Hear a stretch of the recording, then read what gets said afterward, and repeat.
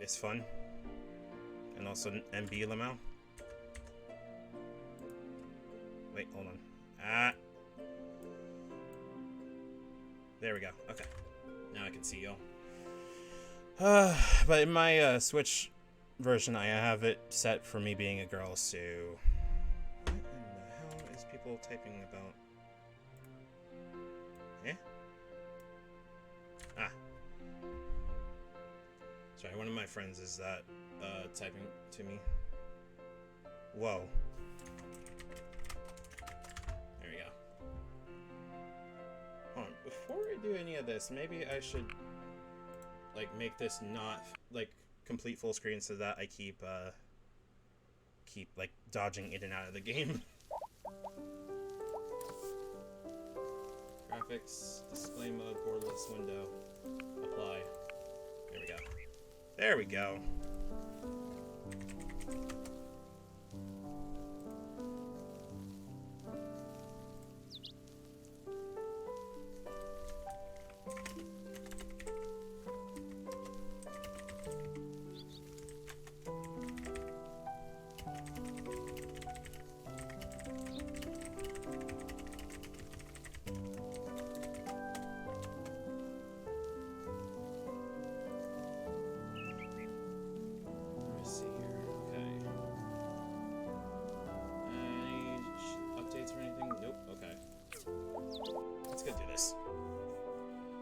Ow.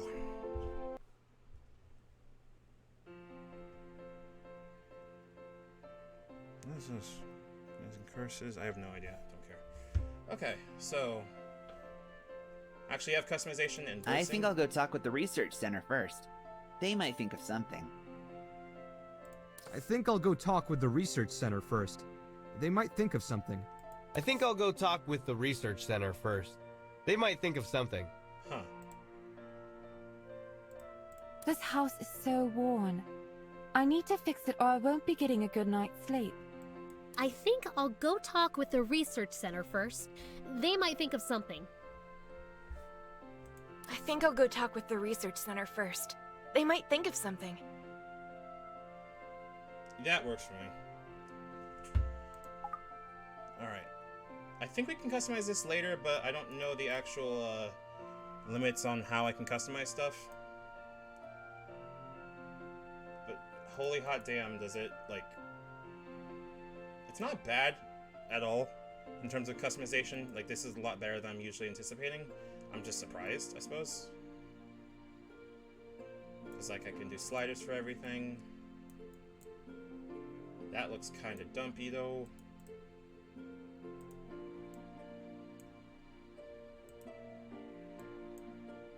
Let's do that. Oh. That's odd. Hold up.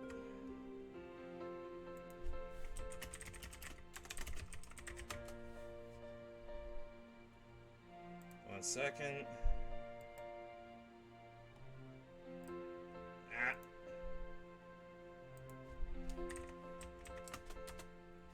There we go. I think I can modify most of this like at a later time if I so choose, but like I'm not entirely certain. But for now, this is going to be just mostly customization of how we want to look for obvious reasons. I'm gonna look fancy, I think.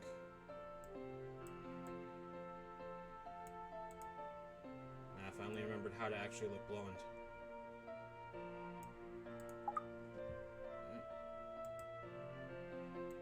Why does my face look so chubby? No! My face is chubby!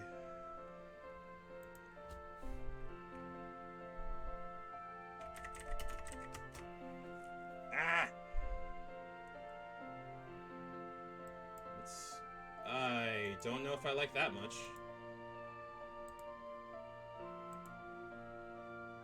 This looks okay. This looks okay, I suppose. See how it looks darker skin tones.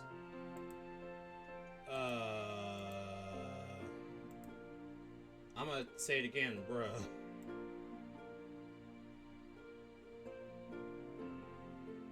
There we go. That should be okay. see if I can edit this a little bit more so it looks like actual... Yeah, that looks okay. That looks okay. Let's stick with that. I don't like the highlight, though. I like kind of poopy, though.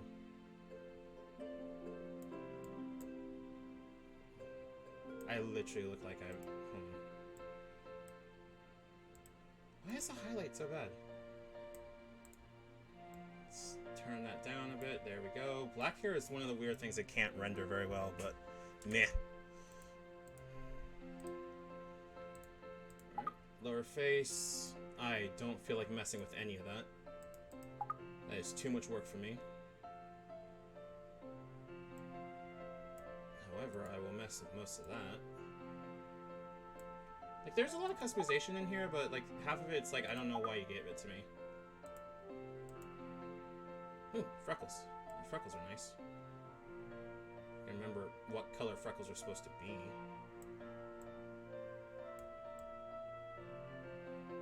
There we go. And our name is gonna be...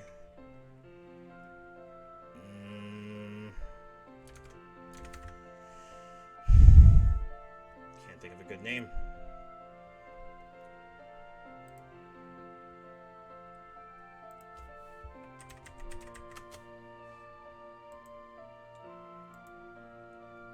One of my friends is going to be hopping into voice call with me. I should be able to help. Ow! Ow! Ow! Like, she's played a lot more of Portia than I have. Like, a lot more. This is a very, very fun game. You know, it sounds... Wait, what is this? Diecast Rules of Chaos. 1 year anniversary. It looks kind of terrible. It's rigged. Very cool. Very much hate this. Ow.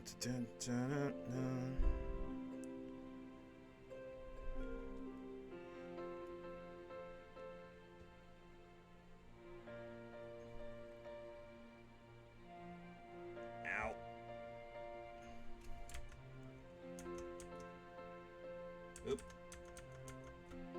There we go. Just waiting for my friend. Do not mind me.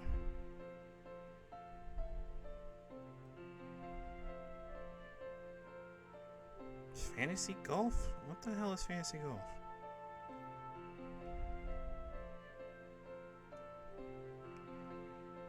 Ow. Howdy. Hey, there you are. What's up? Give me a second to modify your voice, or modify your volume specifically a little bit. Can you say something real quick? Cheese. Okay, that sounds good. Hell yeah. Okay, I need a name. I don't know, I think Linda kind of slaps. It's a little bit too Karen-y for my taste. I don't want to be a Karen.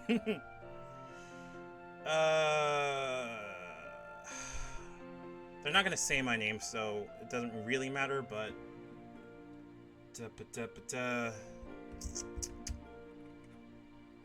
Colted? Nope. Hold on. I need to be actually in the game.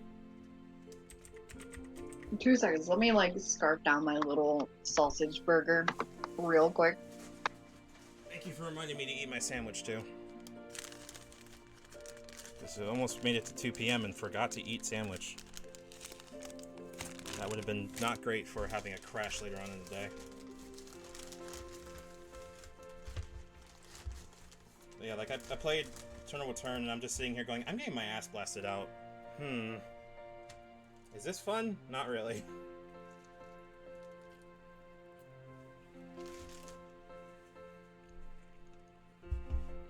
There we go.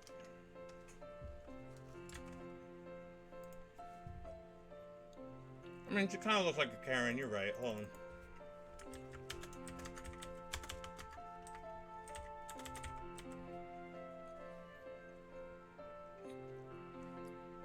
There we go. There we go. And where's my birthday?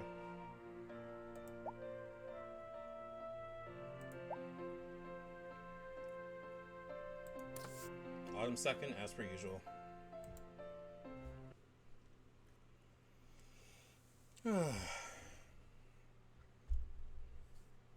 how fast I can speed clear this game. Like, I know it's one of the harder games to, like, speed run, but... Ow.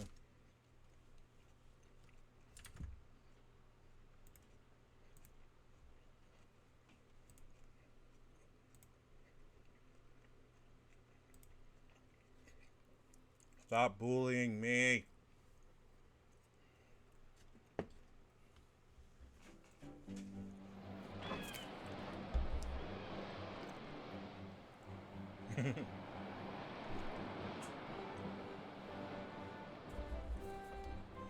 We're coming up on Portia. Whoa, that looks beautiful. What are you gonna do there? Ruin diving? Something like that. We get someone like you once in a while. Always seeking that adventure. Good to be young. Oh no, he's British. Well, good luck to you. Thanks. Don't you fucking start. Oh no, he's British.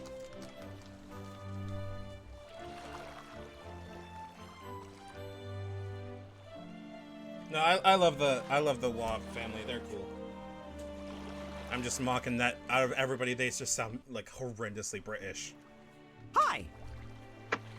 It's not even that they sound like Presley? just How do you British, do? but like they've got some New Zealand and Aussie thrown in there as well. Yeah, like New Zealand, Aussie, like I can definitely get. Ah, good to see you again. Hope you had a pleasant journey from Barnarock, right? That's I wasn't quite aware we far. said British. British. Oh god, really do. Yeah. Is that what I sound like? No, you sound fine. Unless we get you on like a hot fuzz kick or something. Oh no. Anyway, I'm here to show you to your workshop. So There's if like a you would particular please follow me- TikTok wonder going what around it's at the like. moment of this like I really didn't get to chatty know girl. my- No one's been working there since your And she pa has a left Portia super so strong many years Bristolian ago. accent, and the He was a good second I friend. hear it, it just Yeah. sets me off good and proper. Like you can even hear it now, even just thinking about it, I'm just like, Greedy lover, how best?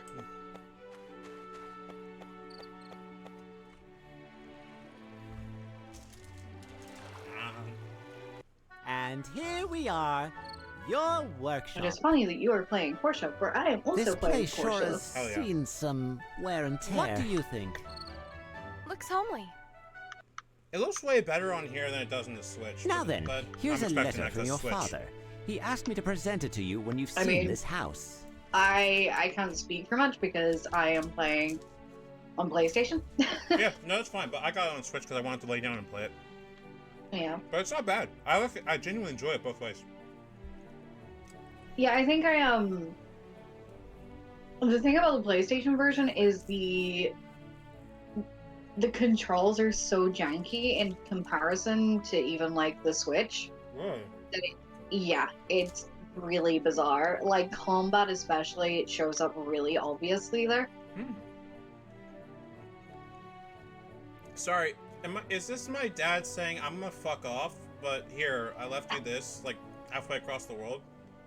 Yeah, your deadbeat dad. Here's the workshop handbook of your This past. game is Take literally your time. like Come to the Portia Commerce Guild tomorrow. It's located around it's Beach equal Plaza. parts. Can't Hey, miss you it. want to have fun and play this nice cozy game, but do you also like As much as I'd like to give you depression? a builder license right away, you need to prove your worth through a couple of tests. Got it. Anyway, I'll leave you be. Get some rest. Bye, Presley. Thanks for your help. I kind of On find the plus side. it has like a charm to it because of the weirdly enough. Yeah, kind of. It definitely Oh, like my head hurts. I didn't sleep well at it, all. it from all kind the of breathing. offsets all the cutesy wootsy sometimes.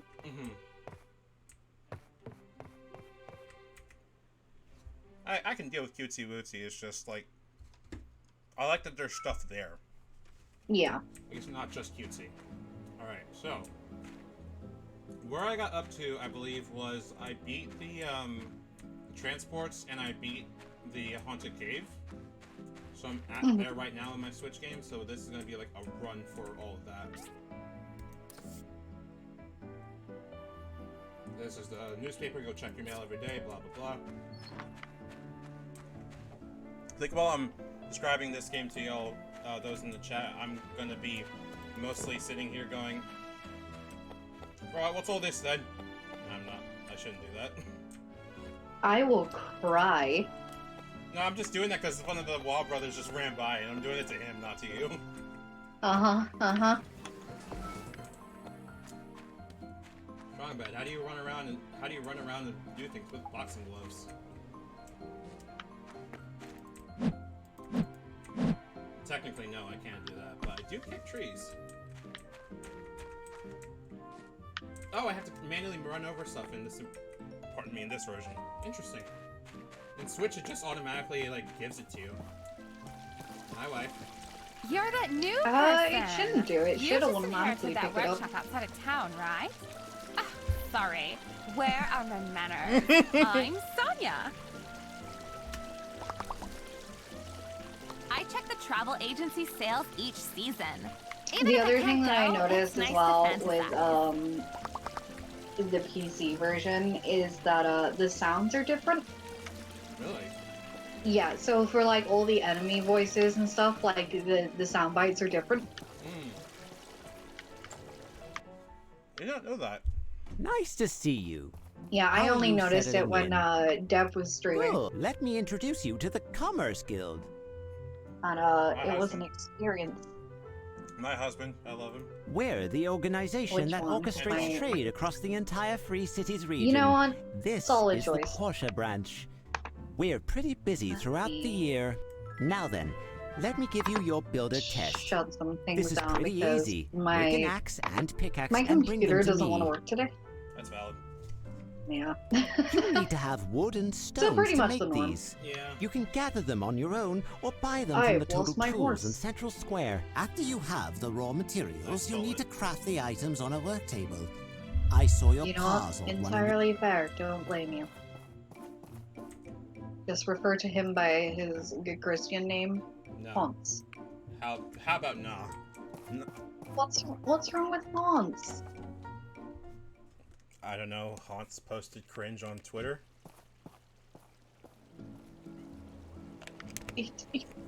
He's a horse. He doesn't have fingers.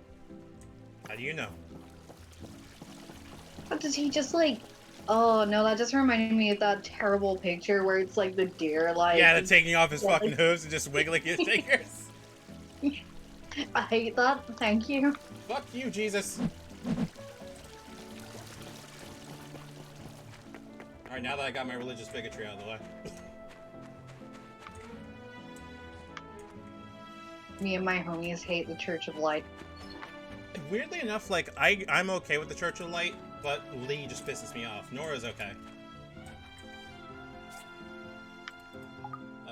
I need more wood. Dodge roll is that, auto run, okay, got it. Berries. I think Nora is probably the funniest character to me, simply because of like the gifts that you can give her. What? Like what? What her favorite gift is a bikini. I'm sorry, what? I'm not even kidding. Sure, I guess? I don't know how I feel about that. Not gonna lie. Like, completely vibe and I get it, but also, like, girl, are you okay? Actually, don't answer that. Like, oh yeah, you're right, it does auto collect. Okay, we're good, we're good. What are we looking for? Stone? Right, stone, okay. So we're just looking for rocks on the ground at this point. Like, I think part of the thing I like about this game is that it seems to have thought of so many issues that it could have with its own design and already implemented it, or implemented fixes for it. Even if the fixes are kind of jank, it still makes sense. Like, if you want to go, like, tree fishing, what am I saying? If you want to go, like, wood cutting for a day, you have an entire tree farm in case you still want to go, you know, cutting wood. But you have to unlock it and shit. And I think that's really cool when like games give you that option. I think a lot of the problems that are like there in the game, like it's very well fleshed out. Mm-hmm. They're definitely in later game. Like at the point that like I'm at the moment, I'm not even like halfway through the game. Yeah. But oh my god, the sheer amount of like stuff that you need, it makes it not as enjoyable. Yeah. I find that most of these types of games have that issue, but I don't think there's been a game I've played so far that has a good solution for it yet. Like, Yeah. like you and I, for example, need to go play the Atelier series, like, together, because I feel like this one of the series we're gonna enjoy, but also that's a system of item making and item collecting that we might like to sit down and like analyze and shit. Yeah. Actually, hold on. I'm gonna check my Steam library and see if I have a copy of an Atelier game. Nope, I do not. Okay. Damn shame. I think my problem with Portia in particular is just that a lot of the time when you get into the later game, there's too much focus generally on like one item in particular. So like at the moment I'm at the point where I need to use carbon steel bars, and this is the same sort of rank that you unlock aluminium and like lead and stuff like that. Lead bars and aluminium, you can basically just throw them away or sell them. And it seems like it's something that would be better spread out across materials rather than having to farm consistently to just make this one material, which you're just gonna burn through in minutes. So like a lead aluminum alloy kind of thing rather than... Yeah. I can see that. Also, your husband. Yo there, you must be the new builder in town. I'm Arlo, the leader of the Civil Corps. I've only got one rule. You know, No I funny like business. Carlo. I Then like everyone can Carlo, be happy. but for Easy some enough, reason yeah. this run I'm kind of digging Gust. You know, I've unlocked a little bit more of his backstory. I'm vibing with it. Hey, it actually has backstory to explain it? Interesting. Yes. I feel like he comes off as a dick. Ah, excellent quality. Nicely done. You can keep them. Yeah. I just wanted to see what you would can not do. be Now incorrect. for the second test, you are to build a stone furnace. I This one's hear a bit for tougher. You need to Soundblock use they the have assemblies. a lot If less I remember correctly, your choice in park terms kept of a like very romanceable detailed account of NPCs, the things he made. but apparently like You the might stories want are to going to be flip deeper, through so his I'm kind of workshop excited for that. handbook and see if you can find a diagram for the stone furnace. Once you have a diagram, just use it on the And assembly multiplayer station in your marriage. yard to start construction. They have multiplayer marriage. The fuck does that mean? Means you can play with your friends and marry your friends. Oh, hey! Very cool. I actually didn't realize like that would be a thing. That's pretty fucking cool. Also, where's what's his face that I need to beat his face in? Presley. Not Presley. You're talking to Presley. Who am I thinking of? Higgins. Higgins. Thank you. It's like, who is the dickhead? Not Presley. Presley's nice. Here's a trick for you, because I don't know if you were here, when I was, like, mentioning it to Deb last night. If you go down by Higgins' workshop, if you can ever see metal bars, like, in his, like, In the furnaces, yeah, I can jack him, right? you can steal them. Yeah. Does he But mention he it? will try and fight you. I don't give a shit. Come here. Fuck a capitalist. All my homies hate capitalists. This is a communist town, motherfucker. Wait, I'm almost out of SP. We're not fighting him today. You just wait until my big brother gets here, and then you'll ask me fucking grass. No, I think so far what I'm loving about the series and at large is that it's very much at its hello. Oh, okay. Just took a second. Alright. The series at large has a very different attitude towards making things, and I feel like it's very fun. Especially coming from, like, Stardew or anything like that. Oh, sorry. Let me pop out real quick and check something.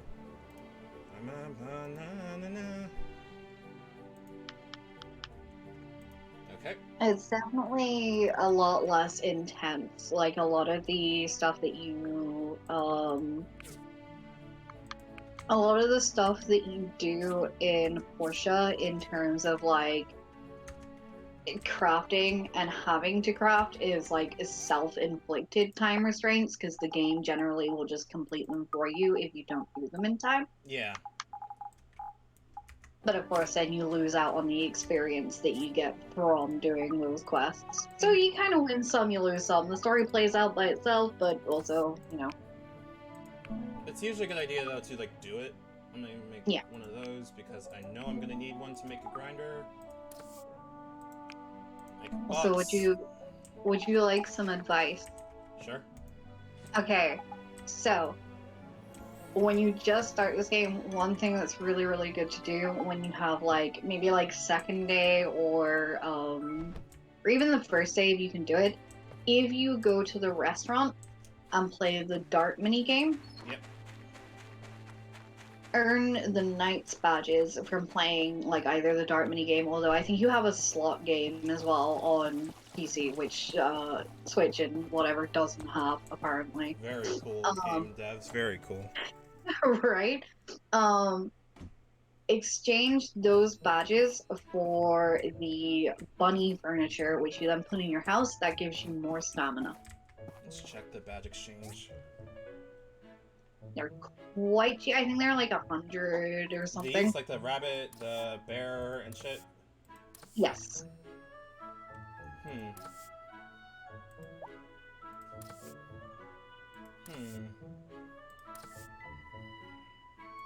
Yeah, but that costs money. It only costs the night badge. No. And money. Yeah, that's the thing. Like, it costs money to play the balloon game. That's the thing. Yeah. Oh, this but slot it's machine. Worth, right. Yeah, it's worth the payoff that you get for having like that stamina very early on, because obviously more stamina means you do more stuff, which means enjoy. The troubles begin. How do I stop the?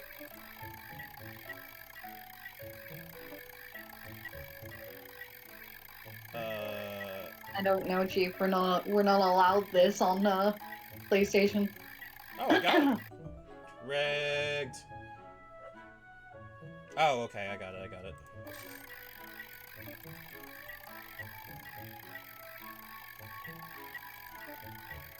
Yeah, this definitely feels rigged as hell. Hold on.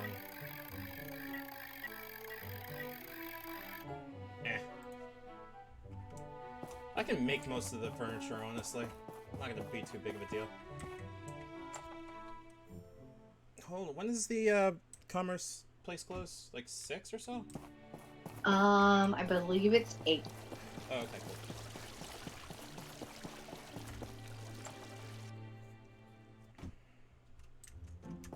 Hey, Presley, hey.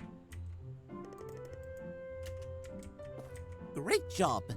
This is your... Now you just need to take this license over to the... Come back and...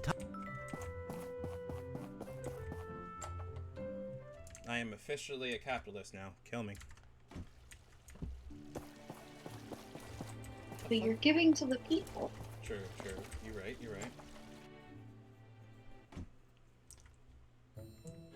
Gail, hey, Shorty. Welcome!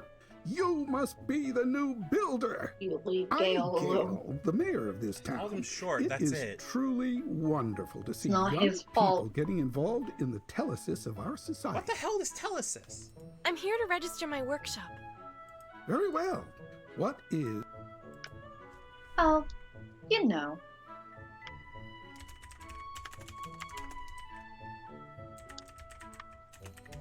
Anna Miriam. Nice name. There. Thank you. Also, we're going to have a fireside town meeting once in a while. I feel like they'll be announced. Yeah, I'm to more the like a mayor. civil engineer that Try to make capitalist. That's them right. if you can. Actually, You don't that want really me to be the does only one there. actually answer it based on making I will cover town and world events at large. making the stops the and usual, shit you too. know. That makes more sense. now we fucking go talk to Presley. Higgins walks in and goes, "Fuck you, bitch. Where's my money?"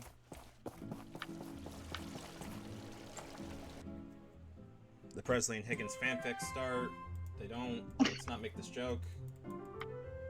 You're now a let me explain some of the processes Part for of me our wants trade. to see if that Here at the actually Portia exists. office, You go now. look it up. post You go look it up. workshop I'm not. commissions Okay, every okay, day I'm on gonna the go- board I'm gonna go look over it up. there. We're gonna. Based on the speed and quality of the results, we make a ranking of the workshops go every week listed on the to, wall behind me. AO3. Oh, that's the one. Or Wattpad. Either way. There are other workshops in Portia? Oh yes, adding yours, there will be 5 workshops in our jurisdiction. Besides the ranking list, you also have a workshop rating, which is listed on your license. The higher your rating, the higher. Once you're done with your orders, you can pick up the commission fee from Antoine if it's from the guild or the respective person who commissioned you. Builders make most of their money from doing commissions through the commerce. Yep, okay. Presley Puck. Anyway, since this is your first commission, I've kept one just for you. Playing favorites, are we? Higgins! You So far, already it's took one all today. wholesome. There are never too many commissions. Good day. Good. We want to keep it that way. That's right. It's a fun, He's the owner of the current's #1 workshop. family-friendly game Brilliant about businessman, depression but I don't and like the way he does nuclear things. war. Well, I'm sorry. I mean, I'll take that, was to our be last honest. one today. Hey, Prez! I've got a job for you. Or not. Or where's Pathia from? Like, What game is it, dev-wise? Arlo? We're looking to build a bridge China, to Amber I think. Island. Oh. So the tiny mayor something, finally yeah. put up the money? Well, young. Yeah, he figured that place this could is be the a real. bridge. Got Check it. your pa's workshop handbook to. Also, and this is important, her project is big as a bridge. You'll probably. Yep, I know. Hmm? Started playing D&D. Let me see what I need to go start some money. Copper plates, which requires a cutter. I'll take talismans, sure. Ah, there we go. There's a. Did you actually find one? Well, so far I found Arlo Embrek. Arlo and who? Oh, I'm sorry, what? Wait, hold on. Do me a favor and read through it and see if it's bad or if it's just like we just decided to pray, because I'm starting to get less and less like actually like kink shamey about it. It's more of a not my thing kind of thing these days. Like, it could be very good. It could be like Arlo's, trans or something like that. There is a lot of possibility. Let's put it that way. There is. As long as, the actual thing is like thought about and shit, then This I'm fine house with it. is so worn. I know, I'll fix it. Give me a second. Hush your mouth. Also, I don't know if it's just me, but the buildings feel a bit big for everybody. Like, the proportions are a bit off. Yeah, one thing that I noticed about Portia, which I keep as being my like a running joke for a while now, is that all the houses look like shit. Yeah, like, I can understand, like, the starter house look like shit. I can also understand it looking like the, I can understand it looking like the way it is. I'm not really upset about it. I'm just sitting here going, I prefer smaller spaces usually. So sitting here going, Lamau, your door's like twice your size feels a bit weird for me. And for me, it's the fact that like paint and wallpaper is readily available, but you ain't getting them. Which feels kind of dumb. But it feels like it's less of a, like, they don't want you to have it, and more of a, they didn't think of it kind of thing. Like, I hope in Sandrock it's a lot more... What are y'all doing? Where are y'all going? Hello? What are we doing? Where are we going? Oh, they're doing morning runs. Okay. I didn't know Polly trained with them. Polly's a good boy. I love Polly. Polly's cool. Like, I don't know. I've been playing a lot more like Chinese developed games, and I feel like this is a really good example of them. I'm not even like joking about it. I feel like they're genuinely really good at what they do. At least dev-wise. It's just... Oh god. Hey Antoine. Yep, I know. Town Hall. Authorized. Yep, I know. Don't go in the second one. Holly needs copper blades. Yeah, I'll take that. Civil Corps. Wait, what? Civil Corps can gather things for me now? Wait, seriously? Yeah, but it's very costly. Oh, okay. That checks out, though. It prevents you from having to spend your SP in the ruins. Yeah. I do like the way it does its SP, though. Like, it's explicitly a thing of you need to plan and stuff like that. Like, you are spending a day either, like, in the ruins or doing something, like cutting down trees and shit. I'm not the biggest fan of the overall thing, I guess, but, Right, next up I think is Grinder, right? Because Grinder is needed to make the blades to make the cutter, and also to make the pipes for the skiver. And yeah. Okay, so we need to go start the grinder. Okay. What do I need for talismans again? Marble, got it. Okay. Oh yeah, and I need to put down the storage. Where's my inventory button? Hold on. What's my inventory button? Oh, it's I. Now, I'm used to it being on tab. Okay, because I need to start doing inventory placements and shit. Okay, so that goes inside.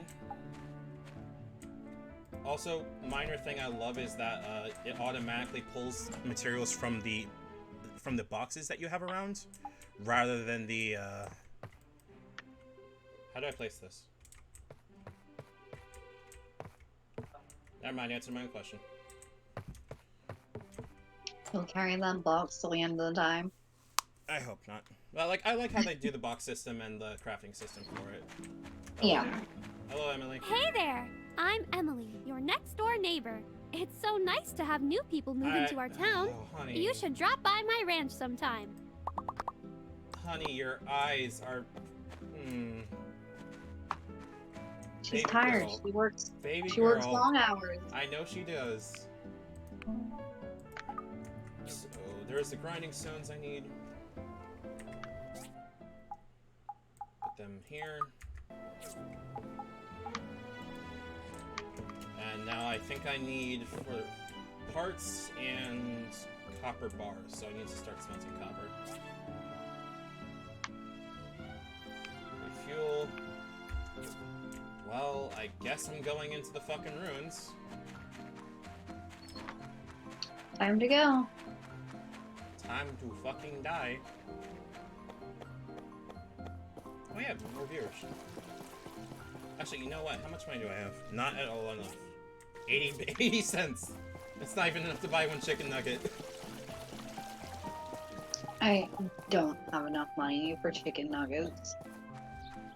I am upset. I've done the whole spiel before. Hey there. I First love time Remington. ruin diving? I love Remington so much. Yep. Alrighty, let me explain then. All the ruins in the Alliance of Free Cities are regulated by the Civil Corps. To enter the ruins, you'll need to pay a weekly maintenance fee, but we'll give you a 60% discount the first time. It's core.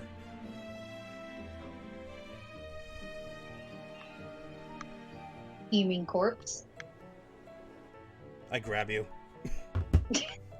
When you enter, I'll give you the No, jetpack and my scanner. bones. Very handy ancient relics.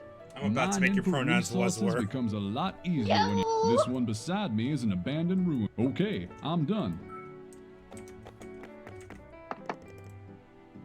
Oh, I'm just gonna burn all the rest of my fucking money. Okay, fair enough. Understandable. I'm broke as shit. What is the... Scanner is F. Got it. I also love how they do ruin diving, though. It's definitely feels jank as hell, but in a good way. It is very fun. Like, especially considering it's not block-based, instead it's more voxel-based, I think it's, like, really cool for that idea.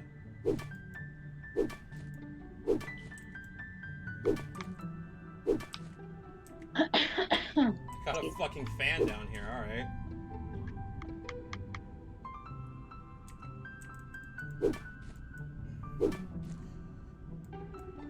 I feel like the jetpack's like understandable because like you're gonna be going into this ruin no matter what, but also Oreo's like this is a verse where like what's it called? Technology basically resulted in the world kind of dying. Like this is a post-APOC kind of game. As much as it doesn't look like it, this is a post-APOC game, so a lot of people are actually really skeptical of tech. We're gonna run across things called... Be free, young man. We're gonna run across data disks that are in, like, the ruins, and, like, half of the town wants to go, nah, fuck that. And the other half is like, dude, we actually need that. Like, it is a genuine kind of push and pull on this. What am I doing? What did I get? It's definitely like a nice little, you know, it's a little bit more flavor to the world. Mm-hmm. Like, it's definitely not flavor that we, as the player, really engage with. Outside of, like, we give data discs to the church. The church was the one saying, nah, fuck that. Just, you know, pray to God smile. But if we give data discs to the church, they give us, like, planting and farming stuff, which is very useful. But if we give it to the research center, they give us, like, really important shit. Like, blueprints and shit.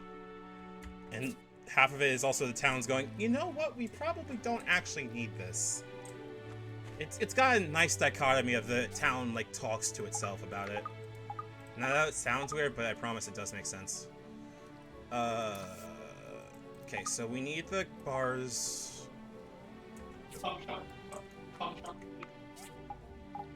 Cum shotgun? What?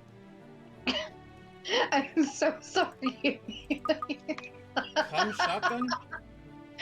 I believe what he said was cum shot ready in 6. God damn it, Adam.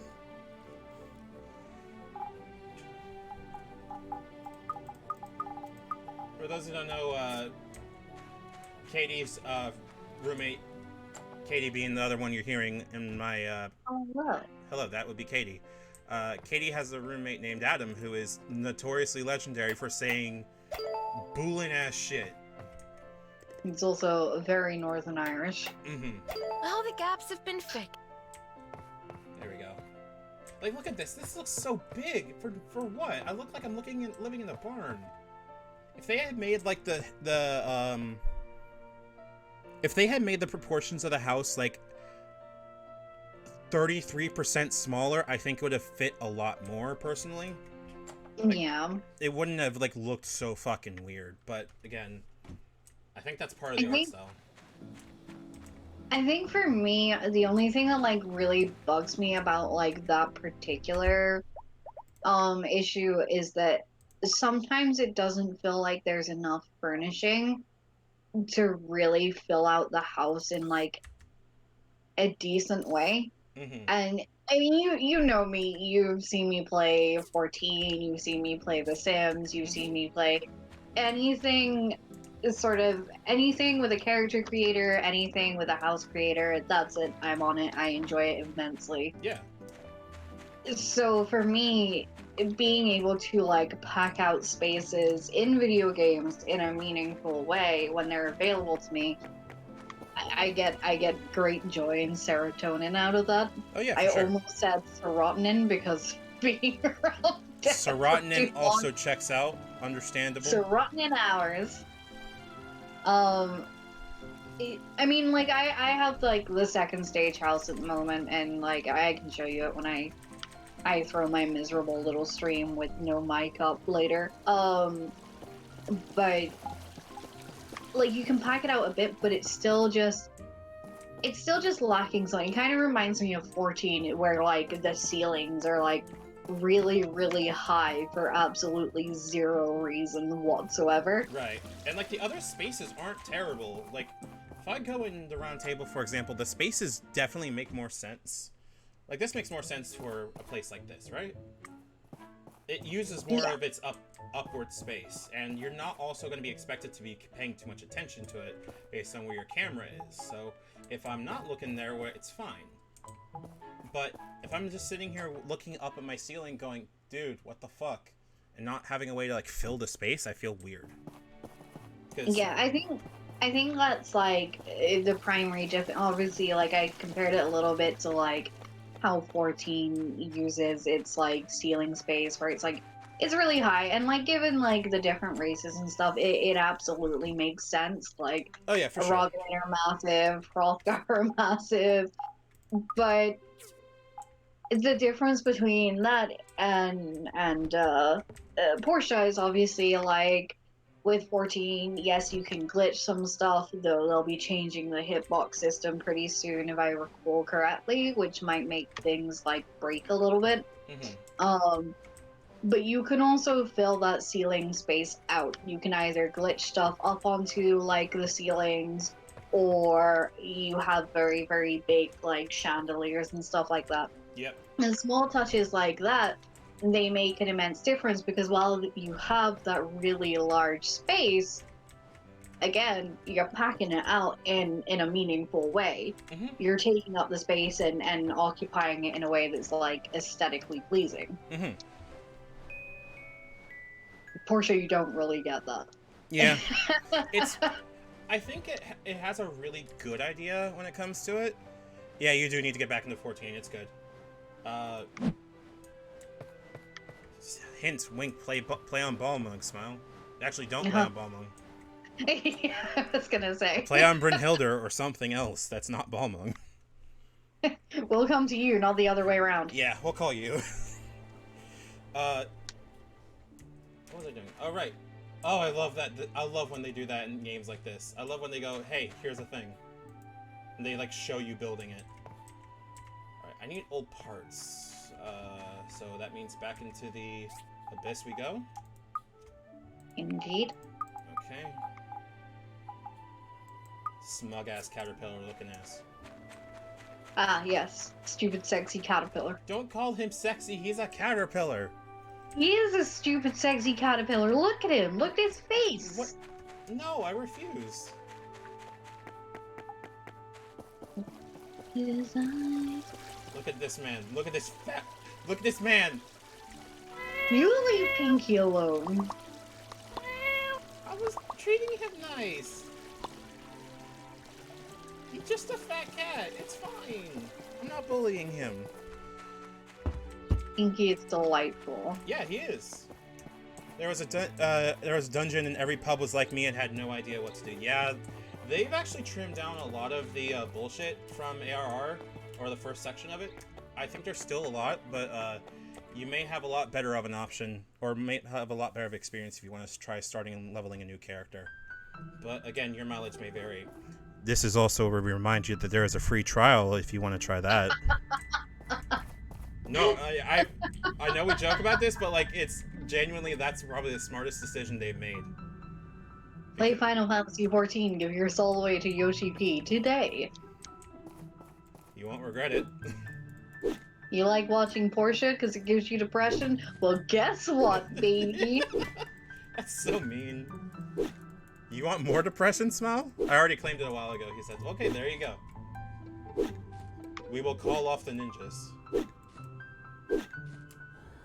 Instead, we will call the dragoons. Something, opening drums from Shadowbringer's theme here. Something, I can't think of a good one. So we're gonna keep continuing to mine copper. Sometimes what you gotta do is mine copper. Yeah. If you move your whole character over, then no. But if you make a new character, then obviously, yeah. I feel like that goes without saying. Where's your character currently located? Like what server and shit?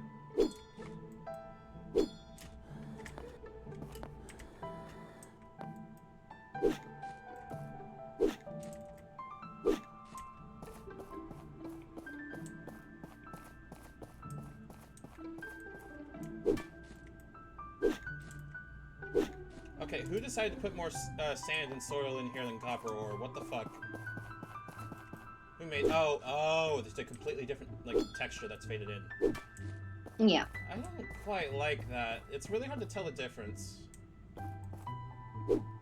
Yeah. Ah, never mind. It's okay. I can see the texture now. I don't remember, but I think it was the one you mentioned. So if you're on Balmung, don't move off of Balmung unless absolutely necessary, because I think it's still closed. I don't know if they reopened it. It is closed right now, yes. Yeah, so definitely. I think it's back to. It's not back to being congested, but it is definitely closed. So I'd say definitely like leave it there for sure, because you've got a precious thing on that. Yeah, personally, like depending on how far like you are into the game, personally I would start a new character and just like go from the scratch and really like, because they've definitely controversial opinion, they've definitely gotten a lot more hand-holdy over the years. I think that's not a bad thing though. It is and it isn't. It definitely breeds a sense of complacency to later game, but that's like an entirely different discussion. Yeah, pretty much. Like obviously when you're a new player and you're just getting used to things, it can be very confusing, and it's very vital to have that little, you know, bit of hand holding. It's the fact that they continue it later on that's the issue. But that's neither here nor there. Oh wait, you're on Goblin. Okay. I don't know where Goblin is. Goblin is in our data center. Okay, cool. So you're safe. Don't move from there. Because yeah, I got a couple of characters on Goblin as well, I'm pretty sure. Because you know about the world visit thing, right? Where you can now basically go freely to other centers or other servers. Wow. What happened? So when they released the newest patch, they broke the world visit. Canonly, or is it a bug? It's a bug. Okay. It's a bug. I don't know if it's fixed. I'd have to have a look. It might be fixed because they did do an emergency hotfix the other day. Basically, they could not replicate what the bug. They couldn't replicate the bug on their test servers, so they had to shut down the actual servers to do it. That's fair. I can double check in a minute and see if it's back up or not. I thought it would be cool for them to go like, haha, this crystals are broken, smile. Or something to that effect, but I'm also understanding that they probably shouldn't do that. It was very amusing because I know like lots of people are stuck on like worlds that What do we have here? are not theirs. You know what it is? You want to know? It shouldn't be funny, related to but how it you kind can of discover is. new diagrams for your workshop handbook. I say it's funny. We rely on relic Sometimes when components from the games past. have bugs, These they data have disks are located all around the funny world. bugs. They hold lots of useful information on the old And relics. that's what we If you look find for. it, we're not miracle workers, so don't. Anyway, just remember. Ooh, what did you bring me this time? Ah, this must be a piece of a relic. But yeah, in terms of like early starting in 14 especially, they're definitely a lot better about providing you like the information that you need. I think sometimes they don't provide enough information, and obviously that's an issue. A lot of like stuff that you need to do in 14, you do end up having to branch out, especially like if you're like me. When I first started the game, I got kicked from my first ever dungeon in the game because I didn't have a clue what I was doing. because the only MMO I had ever played before that was Guild Wars, in which there wasn't really the trifecta of, you know, tank, healer, DPS. Lessons were learned.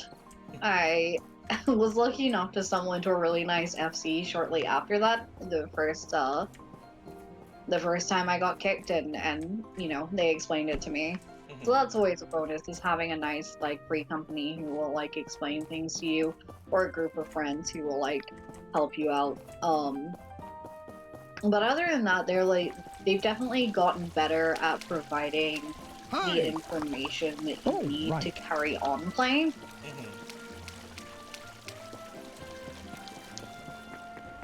Just, I think overall, like, the things that need to be changed now are things that, like, people would overlook naturally, like equipping job stones and stuff like that, but... Yeah. You know. I'm a bit picky on the job stone thing because I find that's, like, part of its appeal to me. But I'm also sitting here going, I completely understand why people wouldn't be on that. Because I'm one of those kind of gamers that is very much a fan of the concept of, if you're going to have your players equip something, you might as well have them commit to it, you know what I mean? Yeah, it's definitely something, because you don't really get the choice later on. Like, if you don't have your jobstone equipped later on, you're generally gonna get kicked out unless you're unequipping it for, like, you know, shitposty runs with friends and stuff like that. Right. But generally you shouldn't have it unequipped. But the amount of people who think that it's, you know, not mandatory because they don't have it equipped, because the game doesn't forcibly put it on you, is a lot more than it should be. Yeah. Like, it would be nice if... I don't know. I feel like... Hold on, is that... Nope, I need a better pickaxe for that. I feel like one of the, like, side things I always found was kind of annoying about 14, but I don't think it realized...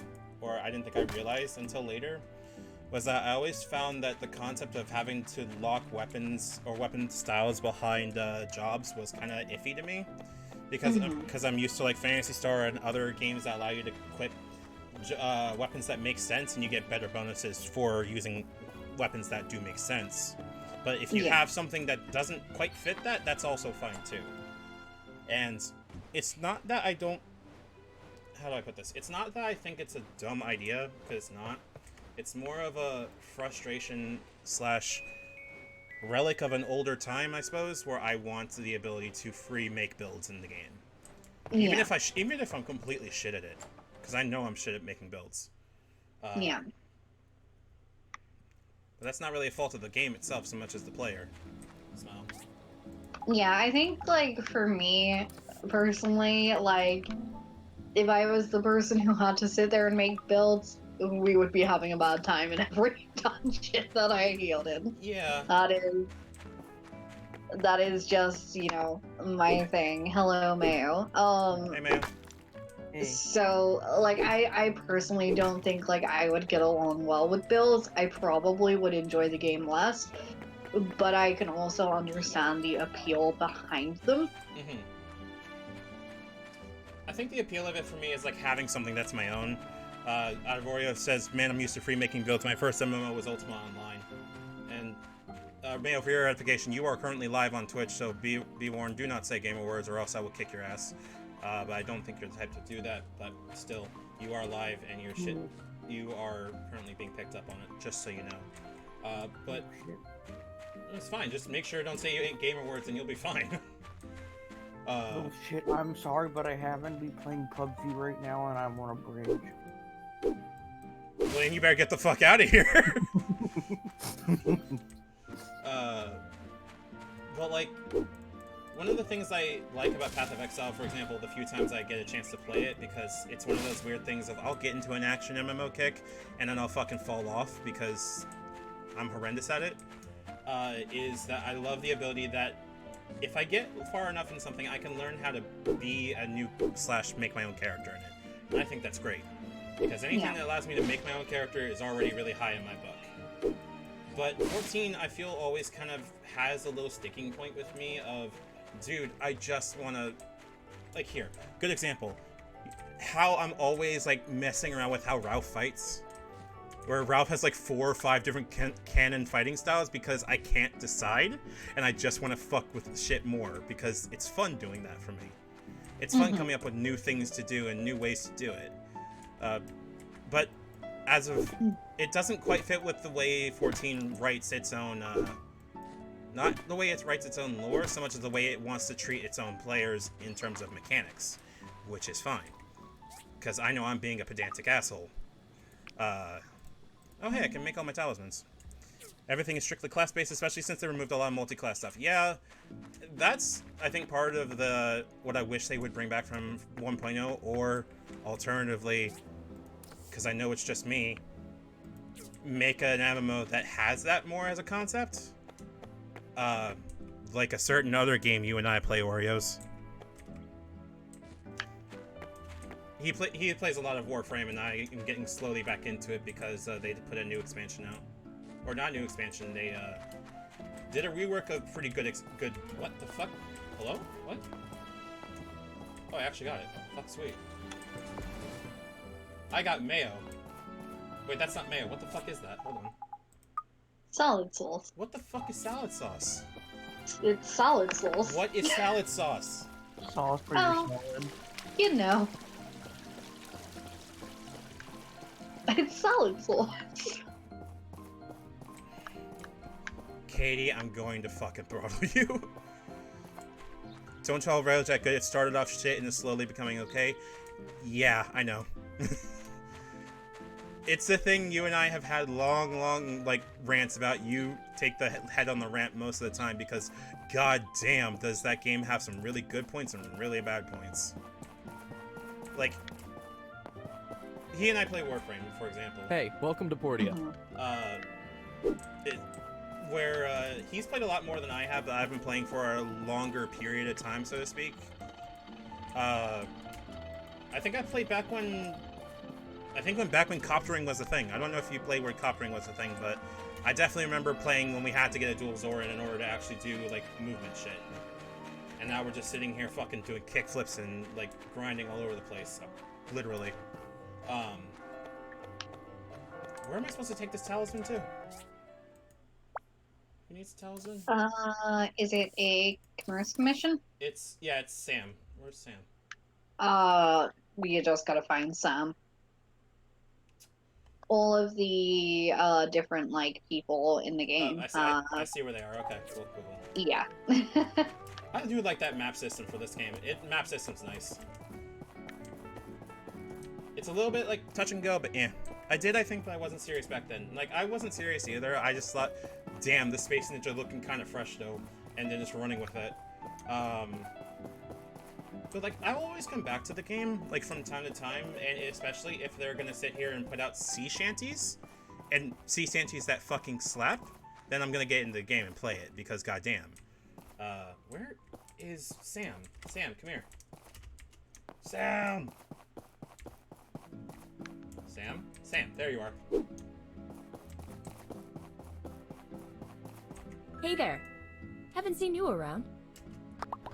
Give me money. Yay, I can buy Chicky Nugget now. Money for chicken nuggets. I burn out from it all the time, but, like, recently I picked up Deep Rock. Deep Rock, good. Deep Rock, really fucking good. I had a lot of fun watching Kana play Deep Rock last night, so... Very good. Deep Rock has a very interesting kind of thing of, like... It's very fun to watch people play it, and also, like... It's very fun just to, like, exist around it, you know what I mean? Yeah. Because it's also very easy to explain to people going, you're a dwarf and you're mining space rock. Do it. Yeah, it's one of those games that, like, I definitely like to enjoy watching. Playing, not really. I don't think I would enjoy it, but watching definitely is, How do I get up here? How do I get up here? Aha. Secret. Like, if you notice, when you jump up, it comes up with the Yeah. Do I just have to hit it while I'm jumping? yeah, I mean that's one way to do it. I might be able to figure out a way to like just parkour it. Hi, Albert. Welcome. If you're in need of a house or workshop upgrades. Hey, thank you for the marble that I already needed. Fucking dick. Okay, I'm gonna mess with it later. It's just a chest. I don't need it that much. Okay, I need to go back into the mountains of Moria. Like, Warframe has a weird thing of, like, it has a thing where people have been playing it for literally so long that they could definitely have said that they have done all the content, even if they haven't. Source Engine at first. I'm not Gmodding my way up there. I don't want to hear that. Oh, hey, what? No, I can buy this shit? Huh. Yo, wait a minute. Hold on. I think I might be able to stonk some things out of here. Hold on, hold up. Let's do some fucking stonks real quick.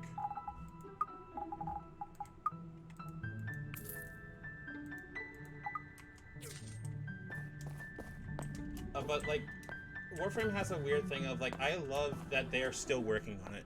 I love that they're still, like, doing active stuff with it. I love that they're actively working on it, but god fucking damn, can y'all please, like, have somebody on dev run through the game, like, period, to the tier that endgame players are at and see what the issue is. Because, like, how do we put this? They make a lot of content. Go back to paying attention to the community. Yeah, that too. They make a lot of content. I'm glad they make a lot of content, and they make a lot of diverse content, but the content is, like, deep as a, or wide as the ocean, shallow as a puddle, I think is the term for it. Where, like, once you do it, there's no reason to go back and do it again. Like, Railjack, for example, is really cool, where it's co-op, like, piloting a ship. Coolest shit that they've put out in concept for a while. But once you do all the missions, there's no real tie to anything else.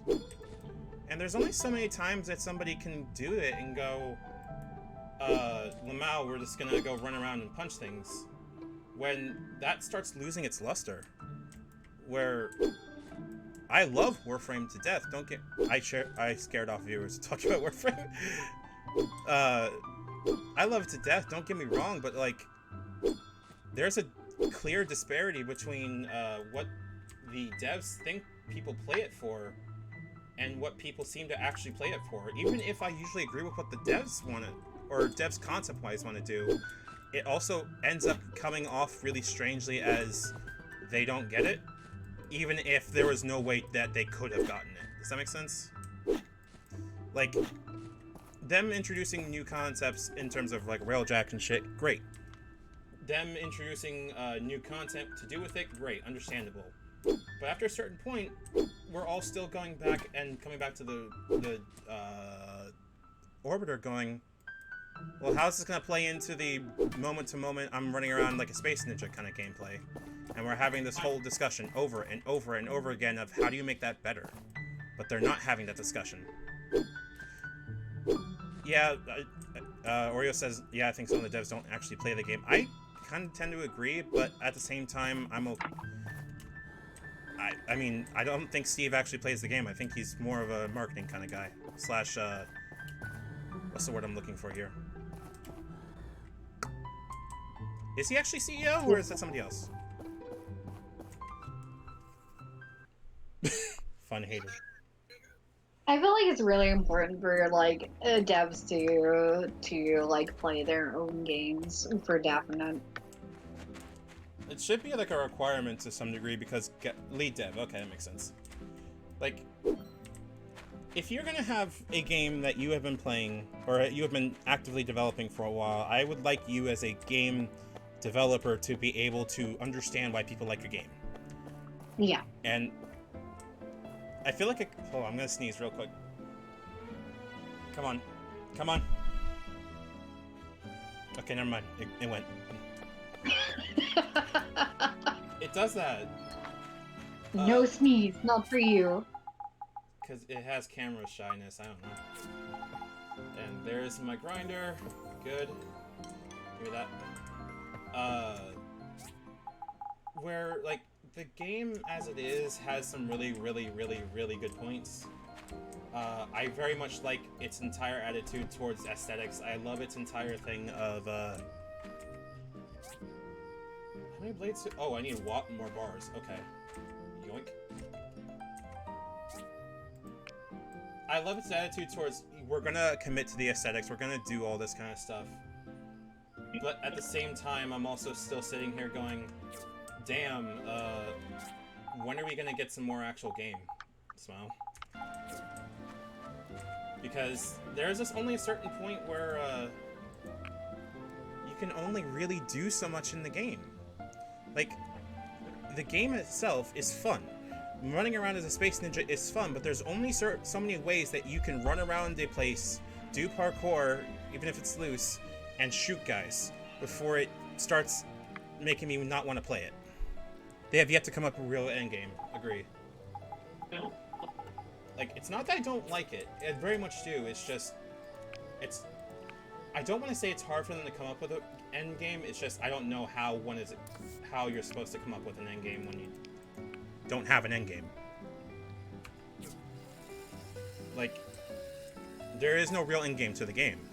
You're supposed to be playing the game forever, effectively, and that's not quite fun. At least not for me. I don't like playing infinite fun games. There's always got to be an end to something. And if you do that, you lose me as a player because I'm just sitting here going, well, why am I here? I do not want to play a game infinitely. Playing a game infinitely makes me just want to die. That's why I keep bouncing off of Path of Exile, for example. As much as I adore playing the game, there's also a certain point that I'm going, dude, I'm not running through this game again. I'm not wanting to go here to go fast here. Like, going fast here will make me upset. Because that feels like I'm not learning. It feels like I'm just here to oop, where the wood at? There's the wood. Fucking rest in peace, DMX, Jesus. But like, they definitely don't have the concept of what they want for endgame, but I don't know what they want to do for endgame. And I really want them to come up with something because I want to give them my time and effort. But damn, do they make it hard to do that sometimes.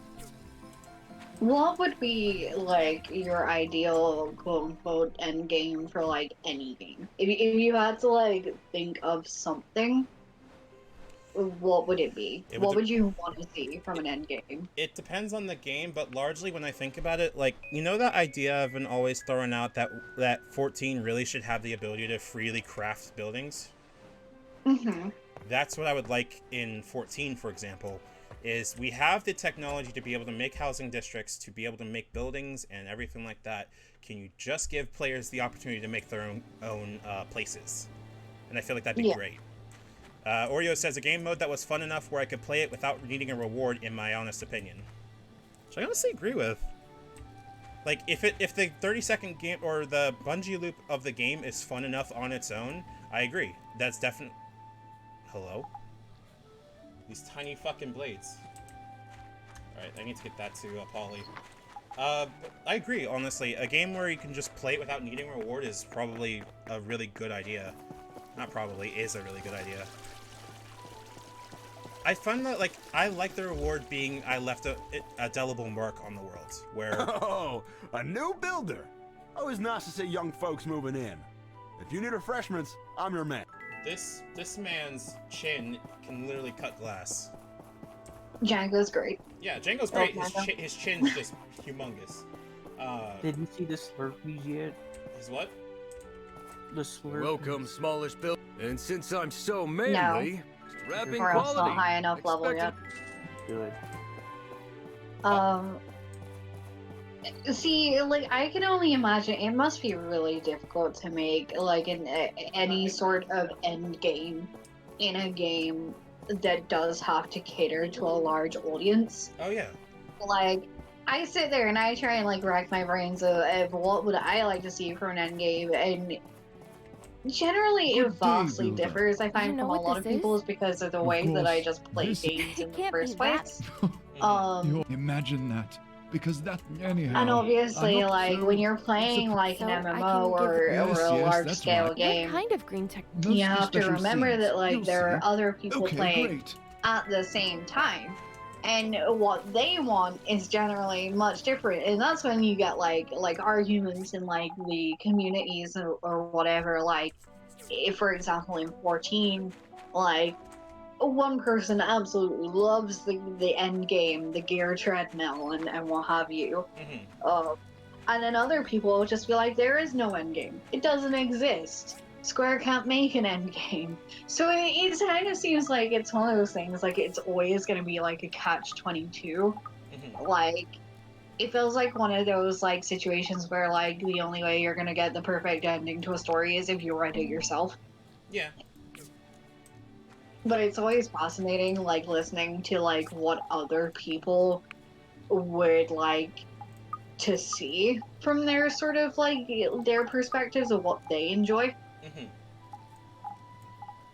I think part of the fun of having the different perspectives on it is that it's very clear that they made a good game that is able to cater to a lot of people in this variety. Like, I'm glad I'm able to play a game where I'm able to sit here and dabble in a lot, and they seem to have dealt a lot of time into making things pretty damn good in that regard.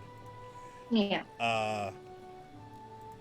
As far as like, I'm on Cameron's side when it comes to like, I would also love a game that is able to just have a good dedicated way to do housing. But yeah. I'm also of the fan of like, I love when communities crop up on their own, where I can sit there and I can like watch a game develop its community naturally to the point where you can see towns and see communities pop up, even if they're kind of jank. Rust does this kinda, but I found Eco actually is a really good example of this, where yeah, it's Ultima. I didn't play enough of Ultima, Nice sadly. to have you. If you need but you I look know... like a nice kid. Cool, I didn't need bricks, I needed upgrade kits. It would be nice to see like little communities and stuff actually pop up in housing awards, but the housing system as it is a mess right now. Yeah. And I'm gonna be honest, like, I kind of wish that more stuff like Ultima was around. Like, Albion, as I understand it, was... Oh, don't sell those. Don't sell the relics. Okay. You will want them later on. They make they make stuff to build with, yeah? No. Yeah? No, basically the relics, later on you will unlock a museum. You're gonna want to build the relics into like their full form once you have all the pieces to turn them into the museum. And they will get your rewards and more reputation and stuff like that. So good to know. Hold on to that. Also, if you are hurting for cash, make a fishing rod and go fishing. That's true. That's true. That's true. What do I need to go make a fishing rod again? Oh god, I can't remember. I know you can make it in your I'll talk to Wow, I'm really good at words. No, it's fine, it's fine. I think I saw Kiwa was doing the quest for it. Give me a second. Hi, Emily. Who is this? I don't run into this guy. Hey! Hey, neighbor! Sure, What? I just got a new craft recipe all the way but from... no, Thank you! right, community and, like, especially housing in 14 is not great. It isn't great at all. Like, I really love Final Fantasy 14. I'm not gonna, like, go into, like, a big, deep dive about it because you will meet some spectacular people on there. Obviously, I wouldn't be talking to you, Ralph, if that wasn't the case. True. But the community has the same problem with, like, it does in WoW, which is where, like, it's never going to be perfect. There's always going to be bad points to it. There's always going to be good points to it. There's no real winning. everywhere where there is a mass of people who have different opinions, it's gonna go wrong. You know. I would also say that like the game itself is not great when it comes to that either. Like it doesn't seem to have the concepts down of, hey, don't be weird or anything like that. Like it doesn't seem, or I don't know, that's a very vague way to put it, but I think the game has a bit of a difficult time being able to explain to its players what they want it to do. And the large scale, not just like mechanics, but also like housing and shit. Give me a second. I need to figure out how to do character upgrades so I can like level shit. Five, sweet. 1, 2, 3, 4. I think their housing system for me is like notoriously bizarre, because like I get where they were going with it, and I understand like, yes, we want the neighborhood feel. That's fine. But in MMOs, definitely in like Western player bases, does that really work? Like Instance versus like hard cap housing is like, I see the rationale for both, but I'm gonna go with instance no matter what, because you can always have more instances as long as you have server space, and you might as well just go with more server space more than anything else. And it kind of bugged me that like I would like a way to make sure that we don't have to deal with artificial scarcity in the game, and it feels like housing is artificial scarcity to me. Yeah. Also the fact that people can own like what, 3 fucking houses on a single character. Yeah. No, especially not anymore. The most you can have is a personal, and personal and FC house. Was they finally fucking fixed that then? They fixed that like literally years ago. that went ages ago. I just know like how when they were like, oh hey, when the one thing is like, whenever we're opening new boards and FC members get FC3 companies get buying priority, but then all of a sudden people who were able to just transfer their private houses to the new boards and buy up everything before anybody else could. Yeah. I mean, that's still in place, the fact that you can transfer your private house, because already owning a house earns you priority. Yeah. Because they're like, hey, we're gonna make sure, we want to make sure that people with FCs have buying priority, but then before the people with FCs could even buy it, people with private who own private houses were able to transfer, and that's how transfer all this shit, and that's what like how they immediately snatched up all the mansions and stuff. I mean, the thing is with that is when you transfer your house, you don't get to keep both. Yeah. So they might be transferring, but they're transferring and opening up a slot somewhere else. So, like, I guess like transferring is not that big a deal. The system definitely favors people who already own houses, which is like a different kind of issue. Yeah. But transferring your house, I think, is definitely less of something like egregious than, you know, just being a shitter and owning 17 houses, or, you know, making 17 different FCs to buy the houses and then, you know, sell them. That's the scuffed part of it to me, is that like, if you're gonna do that, you might as well just like pack it up and not be here. You know what I mean? Yeah.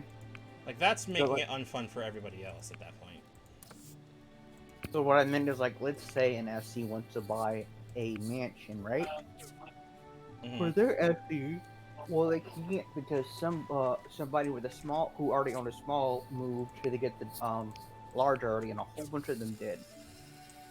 There's like the whole. I remember like they opened up a whole new world, and the whole point was to give FCs the priority in buying which house they wanted, but the whole being able to transfer your house to that fucked that up.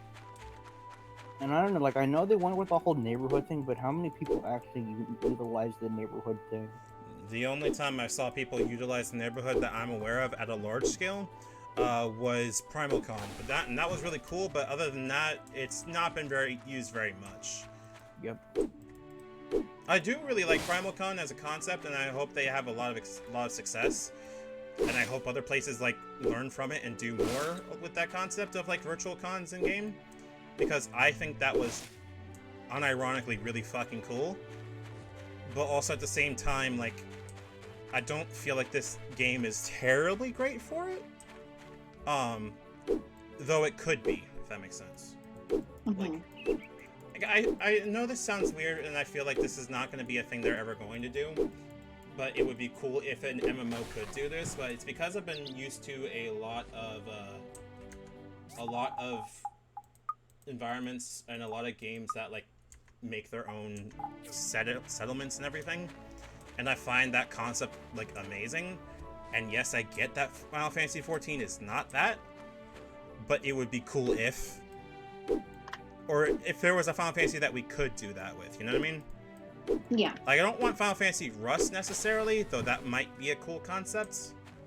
But Final Fantasy Conan Exiles, I think, is a better way to put it.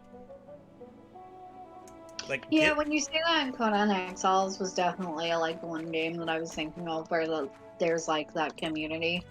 Well, Conan Exiles' community is really interesting as far as I've been able to see. Like, it's been stubbornly like still ticking, and that's fucking rad to me. Like, I was not expecting it to still be ticking this long around, because especially knowing Funcom, they have a bad tendency to drop things, but this community has been ticking and still proudly about it, and I'm just sitting here going, damn, alright, damn shoddy, okay. And just sitting here proud to watch this happen, even though I have no fucking bearing in this entire thing whatsoever, other than dipping in once or twice at like a blue moon. But it's fun as hell to like watch people build shit in there. I haven't gotten a chance to play Ultima Online, but I reckon that's pretty similar in concept, but I would like to put my hands on Ultima and be able to do that. Yeah, I think like the only reason that 14 has this problem with people acting, you know, just generally really shitty, especially when it comes to housing, etc., is because they put value on that housing. There are things that you can only do if you have that housing. Right. And when that happens, you basically create a pretty large issue where this thing is like a limited commodity. They have it, you don't. Right. And they exert power over you because, you know, they have it and you don't. So, you know, it definitely creates a very large issue where it brings out the not so nice in people. You can say shitheads. Yeah, shitheads. And also the people who purposely solely buy a house just to mark it up. Scalpers. Yeah. The scalpers in this game are some fuck shit, honestly.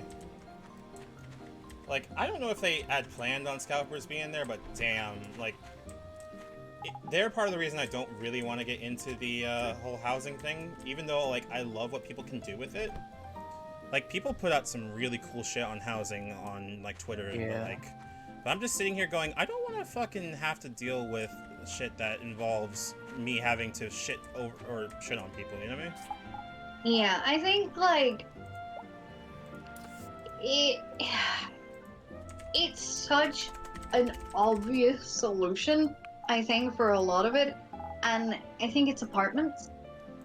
A lot of the large issue is the fact that, like, they were like, okay, you can have, like, apartments and you can go gardening in there.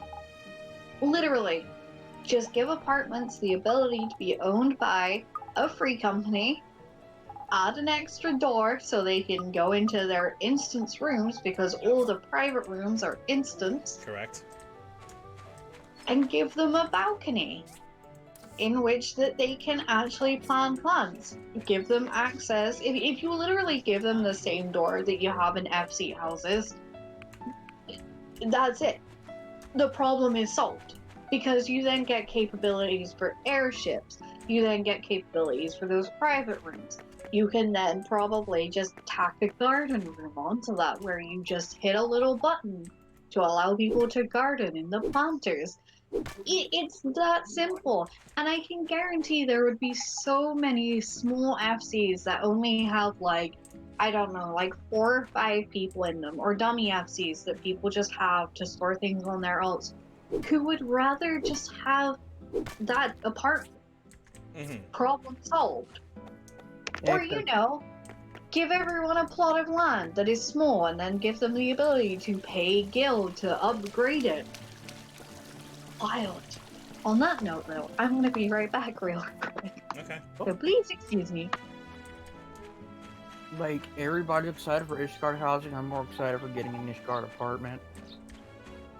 Because it's less, like, because, like, me, I'm one person. I feel like with a house, if I put a FC or a house for myself, I feel like that's more space than I would know what to do with. Like, if I bought a house, I'd want to be working on it with multiple people. That's why an apartment is just, like, a perfect size for me. Because, like, it's enough size that, like, I can, like, take partitions and actually make multiple rooms and stuff. I've done it before.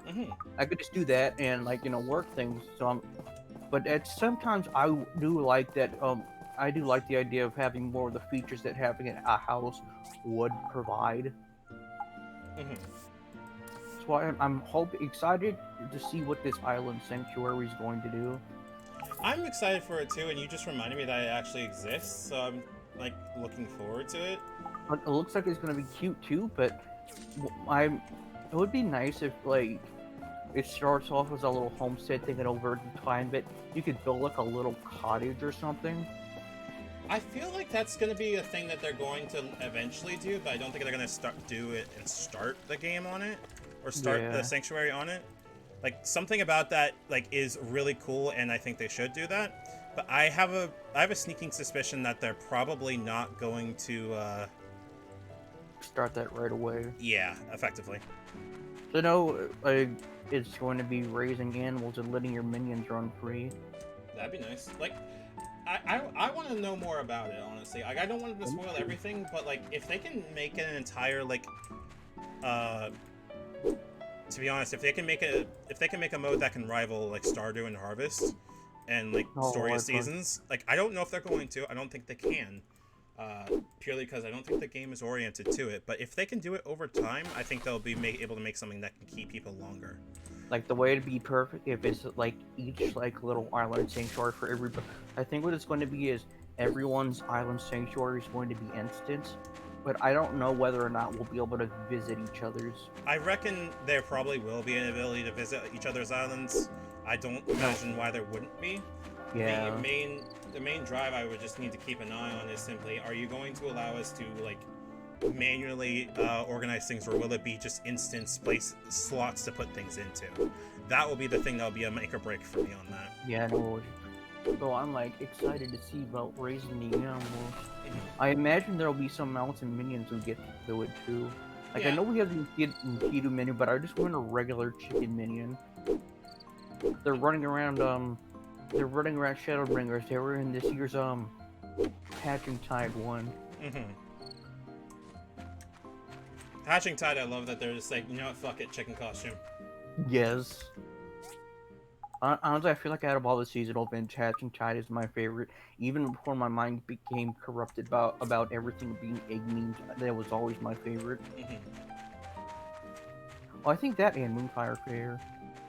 Moonfire Fair is cool, and I love that they're adding a move on Sanctuary Oreos, where it's basically you can have an instance zone for yourself that you can farm, raise animals, and stuff like that. We don't know all the details yet. It caught a lot of our attention because, like, there is a non-zero, by non-zero I mean a large portion of the user base that loves games like the Portia and Harvest Moon and shit like that. where it's their entire fucking motive that they like house making. Is that the term? Yeah, I think, or slow life RPG. Slow life RPG is a good one, but I feel like that's a little bit too descriptive for it, weirdly enough. I guess just like having your own little space and decorating it. Maybe like Animal Crossing or something. Yeah, but I hope it's not like Animal Crossing in particular for this.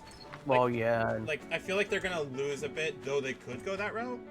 I feel like they would definitely be like hitting that point of people are going, you all are just doing our Animal Crossing, stop it. And I personally would love it if oh, hold on, you know what I just realized? They could tie the Island Sanctuary to Dome and Enclave, and that way people could just make a fucking bunch of money now. Oh yeah, because I remember though they said they're making it to where it's going to be more about doing your own thing than it being competitive. Yeah, I think that's good.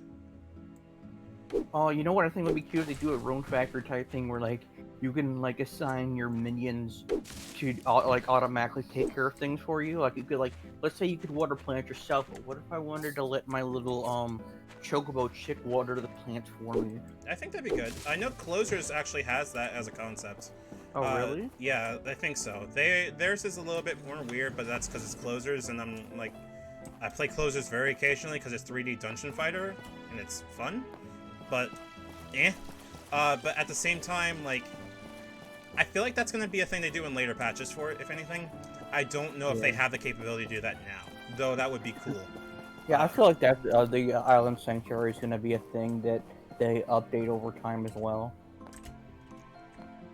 I'm honestly really excited for it because they literally have advertised it as it's kind of a change of pace thing. Like, hey, you wanna, instead of like, you know how people like always like there's the whole Marga thing and worrying about and like grinding, it's like, hey, look, this is where you just relax. Yeah, I think that'd be nice if they focused on that, or at least made it like a genuine. How do I put this? I don't know how they're gonna do it. I hope they do a good job at it, but I'm not gonna like stake a whole bunch of faith in them doing it until I like see actual gameplay and how it works. Yeah, also, hopefully we'll keep going.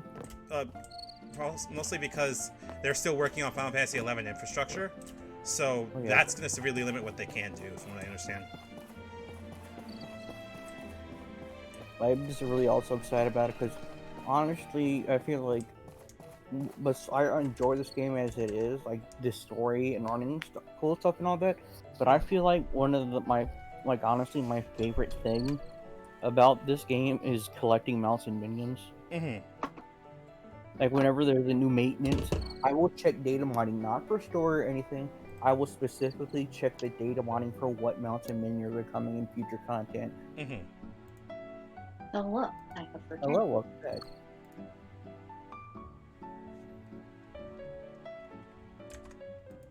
Oh. Elbows are cracking. It goes pretty good. We were, Mayo was talking about, like, how it would be really cool to be able to have, we were talking about Island Sanctuary and how, like, we're looking forward to it. And Mayo said it would be cool if we could, like, assign our minions to be able to do crafting or, like, gathering shit for us. Yeah, or, like, taking care of different chores on, like, our little island. Like, I would put an example, what if I wanted my chocobo chick to water the garden for me, like, the crops for me instead of me doing it? Like, that would be nice. I definitely think that's not gonna happen. I don't think it's not. Sorry, go on. I was gonna say, hopefully, I imagine we'll see more about it at, wait, Good evening, hopefully we'll see everyone. more about it. I imagine we will at FanFest. Like, I'm excited to see what it is, but I've just got ideas of what I would like. We've been to be. I having just imagine it's lots gonna of be a cute thing, Panbat though. sightings recently. Yeah, I think it's know they're probably, cute, but still, from what they were I've asked the saying Civil about Corps it, to try- we it all does seem know that what it a might Panbat be a infestation's little like in tester other news. for We've decided to potential also, instance we are housing. in preparations for the construction. But I of don't the- want to get my hopes up about that. How come I didn't all, hear- because that would be bad. He's asking. But I think by Finally, we now, have a new the builder dev in team town this are week. both incredibly hyper aware of the issues that are surrounding housing, and they're also aware that people don't care about the neighborhood feel, because the neighborhood feel, it doesn't work. Yep. I feel like it'd be personally really cool to be able to, with Island Sanctuary, be able to like chain islands together. So like have people be able to pick their neighbors kind of thing. Oh, I like that. But I don't know if they're gonna actually do that. We were both talking about how that we feel like the thing that's going to be like updated over time rather than everything you get just being at the beginning of it.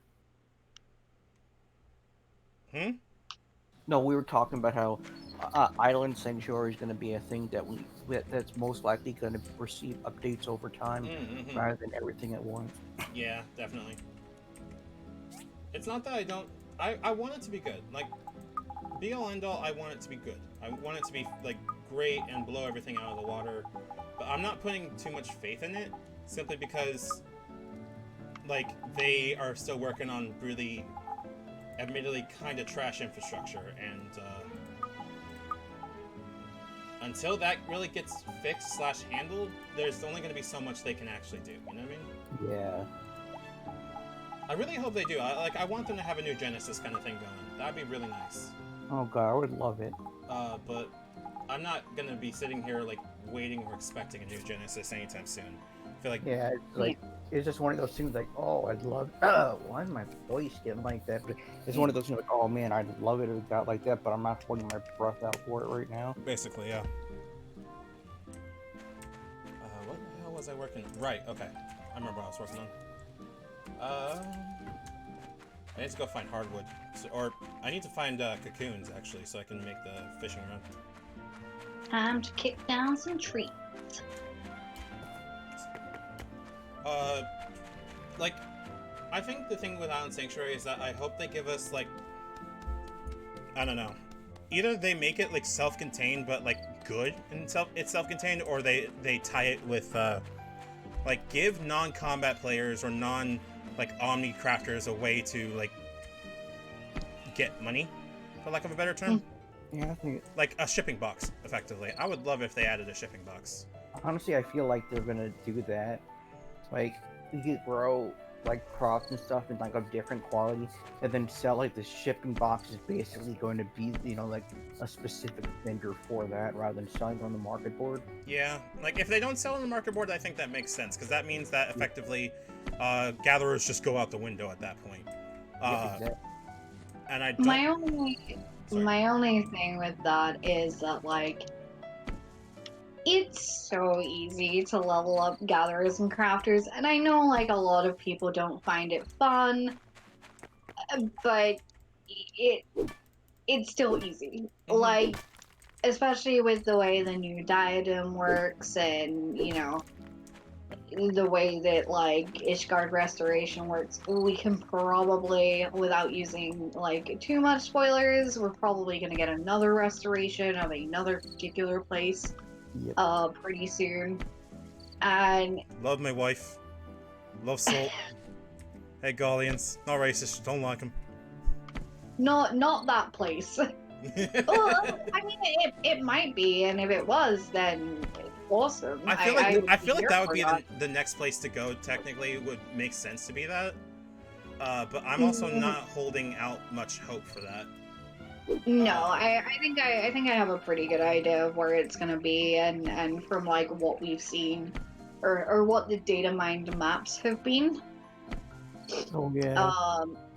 So like again, I'm not gonna say, because I don't want to give away spoilers, obviously. But how many cocoons does it take to make the rod? Like 6 maybe. I want to say 6, just as a nice little base level. I'm sorry, I So can be make a on the gun. safe I side. can make a gun. Yes. Oh yeah, do you mind knowing what data mined mounts are? I don't particularly mind. Hold on 1 second. I'm trying to figure out how to make a fishing rod style. I guess since it's not sword related. I wouldn't personally just say, like, I would avoid any spoilers of anything. Okay, I guess I'll put that in spoiler channel. That'd probably be a better idea, yeah. Let's just say it's a cool mount and I'm really excited for it, and I imagine we're gonna get it soon. You know what content I want? What? Gundam. Yeah, I love. Literally, there's so many Gundam references lately. I feel like it's a thing of like someone on the dev team is like, hey, we should just make a Gundam game, or something to that effect. And I don't think I'm right. I'm willing to freely admit I'm probably not right on this one, but like the whole weapon series feels like somebody there wants to make a mech game, or at the absolute minimum wants to incorporate mech mechanics. Which me as machinist, fuck yeah, let's do it. But also me as a 14 player, we're gonna run into a problem soon. I think you'll like the new or the finished weapon storyline. I'm a little bit disappointed that they didn't finish off the weapon storyline in the next X Pack, because I feel like there would have been a lot of big potential there. Mm-hmm. So it's kind of sad that it's over, but it's very Gundam. If I may, yeah, it is. Even some of the names are literally just a direct Gundam reference. I'm not really surprised. This is one wicked-looking rod. Thanks a bunch, mate. Hey, how about you give me back the fucking fishing rod? How about Kila? No. So I have a guess that in future content, I have a guess that in some way, shape, or form, we're going to encounter Omega Weapon. We did. No, not Omega. Omega Weapon. I know that because their names are similar, but Omega Weapon has appeared in as a super boss, and it's usually you have to fight Ultimate Weapon before you could even fight Omega Weapon. It's basically like a weapon type and it makes them a lot stronger. I mean, maybe, but like, I'm not gonna really hold out hope until like I see it. Like, here's my main thing. I would like if we're gonna go with the route of having like a sub thing from mech. There's gonna be like one major thing I would need to call out, and that is make it tie back into the main game. But I don't know how. But I have a minor gripe when I see hey, we're making mech for this thing, Smile, and I think that's fucking rad. But then they don't commit to it. And I'm sitting here going, we're using it for one scene and building it up, and then it's not gonna get used. And I'm just sitting here going, you've wasted my time. All this hype, and for what? And just sitting here kind of disappointed / not surprised that we're just back to the same old shit. Yeah. Like, I want to be able to sit there and go, like, this shit slaps, and like, you know, be able to run around the place with a mech. And I also understand, probably not the best idea to actually do that. Like, I get it. But at the same time, like, dude, don't give us something and then pull that away from us. That's not fun. I really loved the whole Super Sentai feel of fucking Brute Justice? Yeah, I love that, but like, if you're gonna do that, commit to it. Like, because if you're gonna you remember Callus? Callus Kazuoka? He's a player specifically. That I think Lucy may remember. I do, yeah. Yeah. You know how Callus's entire thing is, dude, I'm just gonna be playing a Sentai character, but like actually in 14, and committed the shit to it to the point where Ralph is probably directly like in character inspired by Callus. Like, provide me a mechanic for that, Yoshi P. You fucking coward. I think now that they've done it, like, a lot of the stuff that they do in X-Packs, which I'm not like, I don't entirely agree with. A lot of what they do is like, oh, hey, we're gonna use this part of the X-Pack to test out things that we're gonna do next X-Pack. Which is like, yeah, okay, that's cool, it kind of slaps. But also, like, they never bring it back. Portia. Well, Ball's just based off Eureka, more or less. I know. I'm saying... So Portia has come up, or at least it has come up multiple times throughout this game, but... It's not like... I'm not saying Portia in a bad way, I'm saying, like, they are doing that. I really wish they would commit more to doing that, though. Like, using, like, the fucking Delubrium, because I did some lookup on it. Delubrium's a really cool concept that I wish they do more in base game. You know what I mean? Agreed. Yeah. like, that is genuinely really cool, and even if they don't, like, commit to it as much as we would like them to, I'm still proud that they did it, and, like, I hope they do more of it. But at the same time, I'm also sitting here going, there are plenty of players that don't care that much about having freedom of play, and that's fine, too. Yeah. And I know I feel weird when I say that, because I feel like I'm being, like, judgmental about that, even if Quote, free thinkers. Let's say hypothetically everything was fine. And shit like that. Wait, hold on, I missed the prompt. Never mind, answer my own question. We're good, I got it. Let's time to make some fucking dosh.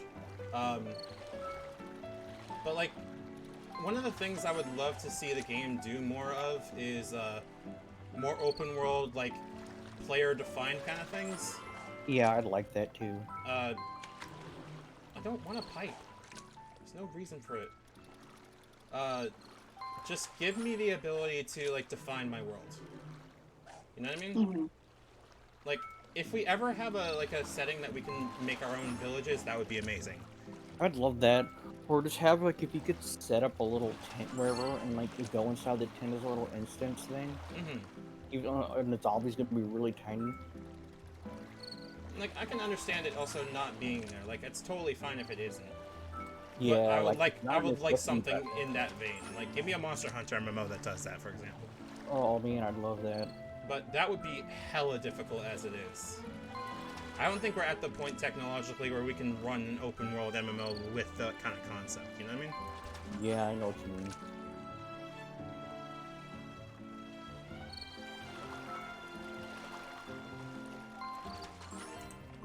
Oh, I'm out of stamina. Goddamn. How many did I use on that? Oh, wow, I got a lot. Holy shit. And I know it's probably just a me thing, but I know from that past 50 Fisher can every so often gather minions, but I wish that they added more minions you could get through botany and mining as well. True. So I mean, there are a bunch of little animals you can actually get through botany. Oreo says not without limiting server size, and I agree, unfortunately. Yeah, that's true. Like, don't get me wrong, I think it's the thing they should be doing. I think, you know, give me the ability to define my own world, or at least, like, make a private Final Fantasy world or something. Like Crystal Chronicles or something like that. I think that would slap. But that requires... Well, I didn't play too much Crystal Chronicles, sadly. Like, I played a little bit of it, and I remember only, like, vague parts of it, unfortunately. But... I have it on my PlayStation that I do plan on playing at some point. Mm-hmm. Oreo says we're doing something like No Man's Sky with more plants than people. Yeah, I can see that working, but that also requires, like, random generation. And I feel like you're going to run into the same problem of, well, people aren't going to be able to run into one another if you don't do it right. And I would definitely like people to be able to run into one another. Yeah, true. Like, and I get... Go on. I really do, like, what do I even use an iron pipe for? Selling. Okay.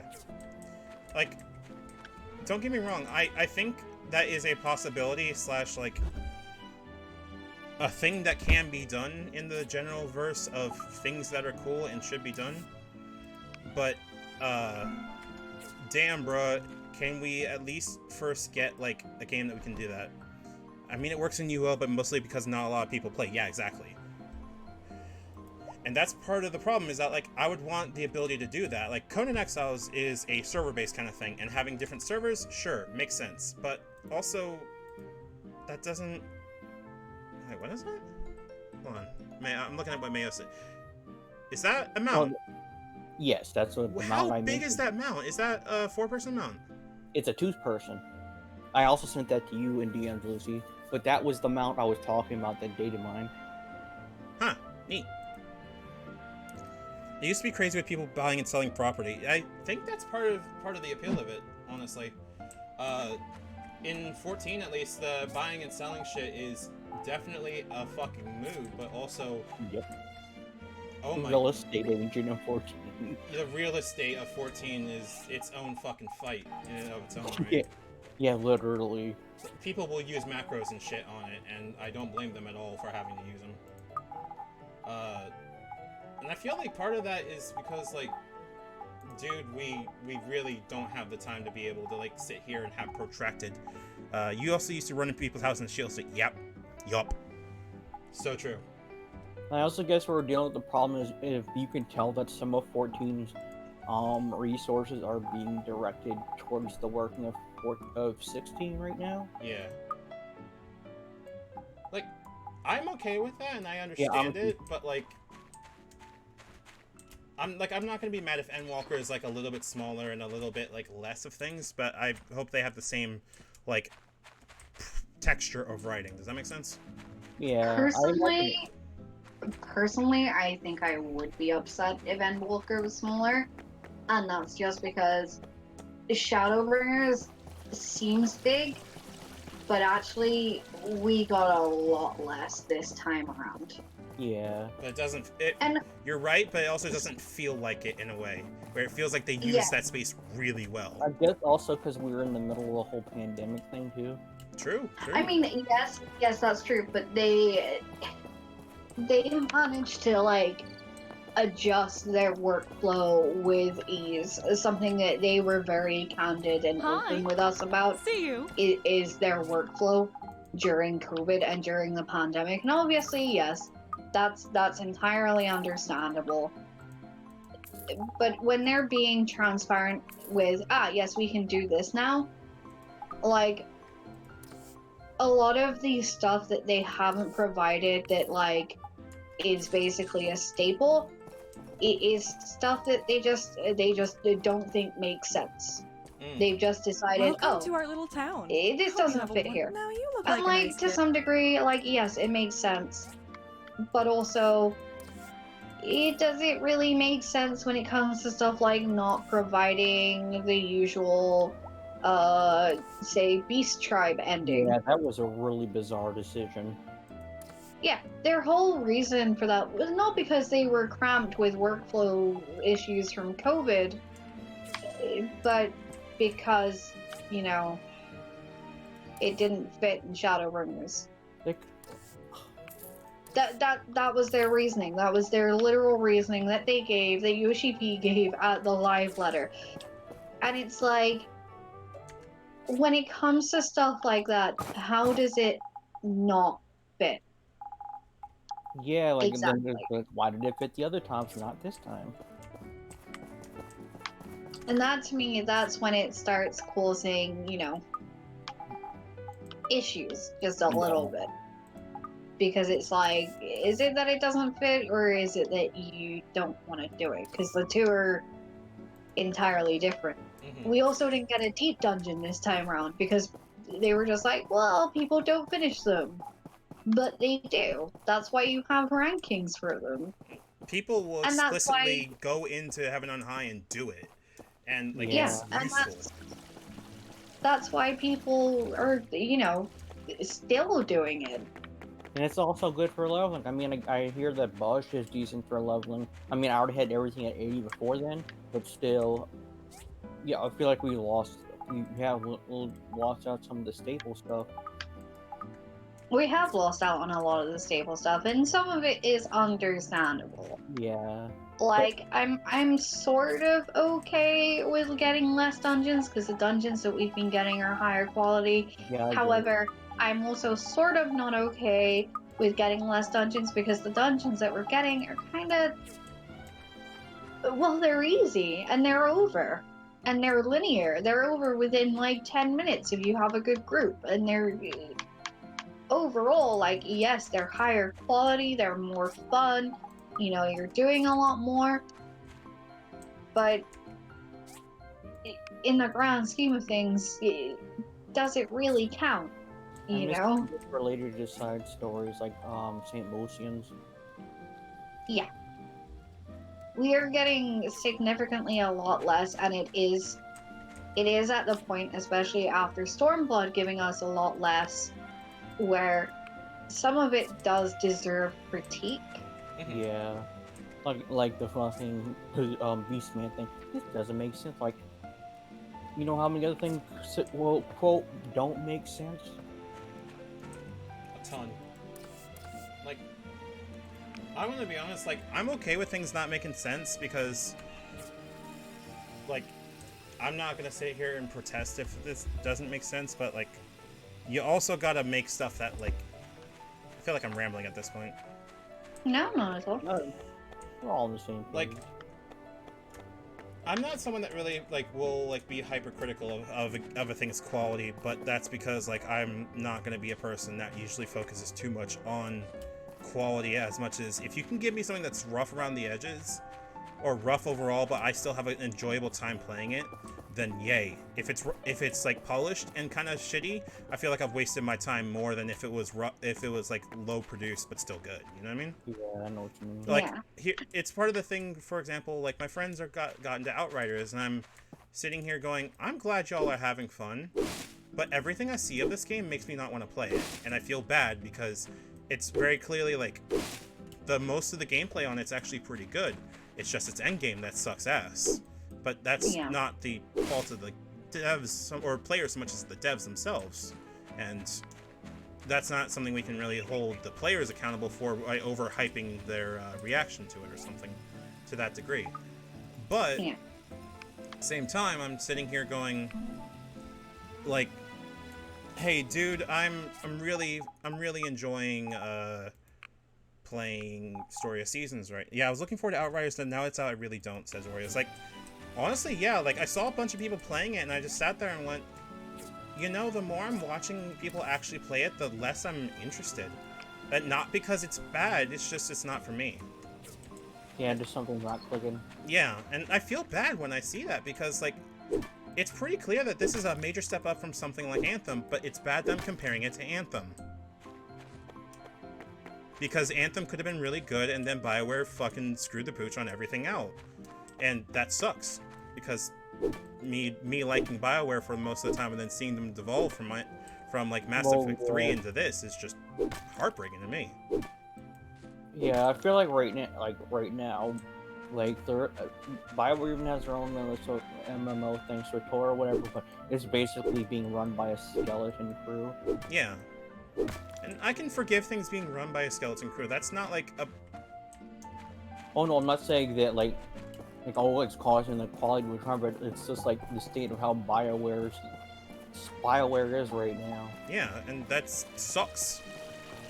And I was expecting Outriders to be to that tier of thing where it's really bad, and instead it was okay, and that's good. I'm really happy for them. But I'm also still sitting here going, the fact that I'm still comparing it to Anthem makes it bad to me. And bad in a very strange way, where it's a sympathetic / oh, I'm so sorry kind of bad, where I'm not mean to them or don't feel bad for them. It just feels bad to want to not play it. Like, this is definitely a game that people put out and like made a product of and successfully did, and it was mostly bug-free at launch.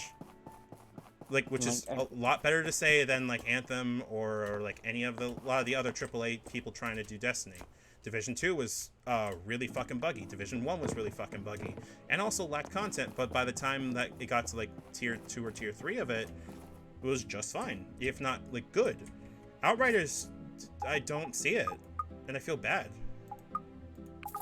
I hate that I really enjoyed Dragon Age as a series, but as BioWare currently is, I don't have much hope for 4. Oh, I have hope for 4.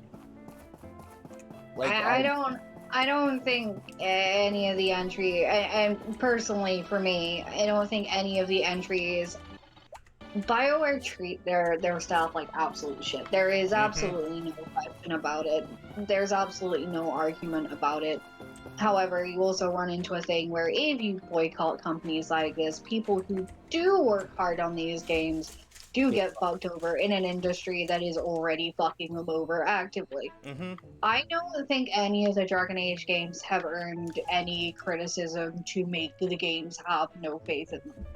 I think each one of them are like itself, but as BioWare right now. I mean, like, look at Andromeda. I hadn't finished talking. Oh, sorry. I'm sorry.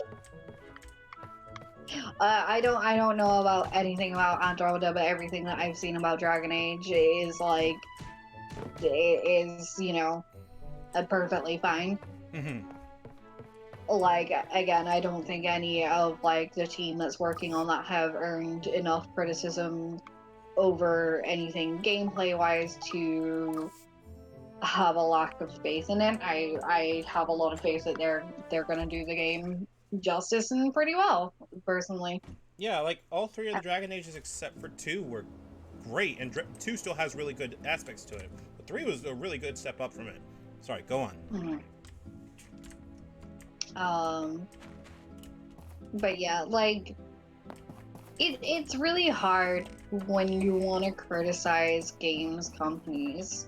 Like, I definitely want to criticize Square Enix because I feel like a lot of the reason that we're getting a lot less in terms of content is not just because of COVID, not just because the team need to take like a step back and chill out and what have you, but it's because it's obvious and you can always tell where the game quality dips is directly in, you know, in line with, is there a new Final Fantasy coming out? Yes. That's an issue because 14 is their money maker. It's no secret about it. You know, Yoshi P is one hell of a director. The dev team obviously have a lot of love for their game, but you can always tell when a new game is coming out. It happened with 7, it happened with 15, and now it's happening when 16 is on the cusp of being released as well. And like, don't get me wrong, I'm hype as hell for 16. It's no secret that I am a huge Final Fantasy fan and always have been.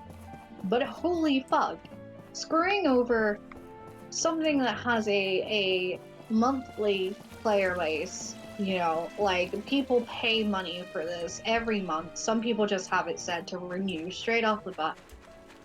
Why screw them over for a game they might not purchase? You know, why screw them over for a game that, you know, might not even get as much success as it should? Now, I have a lot of faith because I know Yoshi P has done some work on 16. And I think it's going to be astounding. It looks fantastic. The storyline looks like it could be interesting. Again, we seem to be stepping away from, you know, decent female protags in any sense of thing, which, by the way, if they could bring that back pretty soon, that would be amazing. That requires Toriyama to be around, and if they do that, then we're going to have to deal with Toriyama's fucking simp get rid ass. of Toriyama. I don't. No. I am mad at Toriyama because I feel like he took Lightning, who was a good character before that, and then turned her into his waifu. And remember, we had a discussion about that. Yeah, I didn't get to it. Like, don't get me wrong. I think Lightning's a great character. I think 13's actually, like, I may rag on 13 from time to time, but the more I give time to it, it's good. It's good. I wouldn't say it's like perfect or great or like genre defining, but I can definitely understand and like nod my head and go, yeah, no, that makes sense when people are saying, no, 13 is my favorite. Like, totally. Out of all of them, 15 definitely treated its female characters the worst, and we need to have some words about that. But the thing is they keep allocating the teams, because Square Enix are well known for like mixing teams and reallocating, like, you know, people to work on different assets, and they keep taking them from 14 teams to put them on other projects, which, yeah, I mean, I guess it can be expected in the games industry, or any industry really, is the reallocation of stuff. But when the reallocation of stuff is coming at a complete detriment to the game that is literally your piggy bank, don't. Yeah, I'm at the point where I am, of course, obviously excited for 16. I can't wait. I feel like with like the people that are working on the dev team, the story writers, I feel like you've got literally the recipe for an amazing dish. But I would also like its development to be done so that, you know, 14 can have its resources back. And with the time available to its devs too. I want Ishikawa to have time. I want Yoshi to have time. Like, they need to have time to be able to do their work. I want them to hire more people. It's as simple as that. Hire more people. They're cutting corners, and cutting corners in a company does not serve anyone for the people at the very top who have to shell out less money. Mm-hmm. It's not good practice, you know. It just hire more people for these other things. Like it's really that simple. Yeah.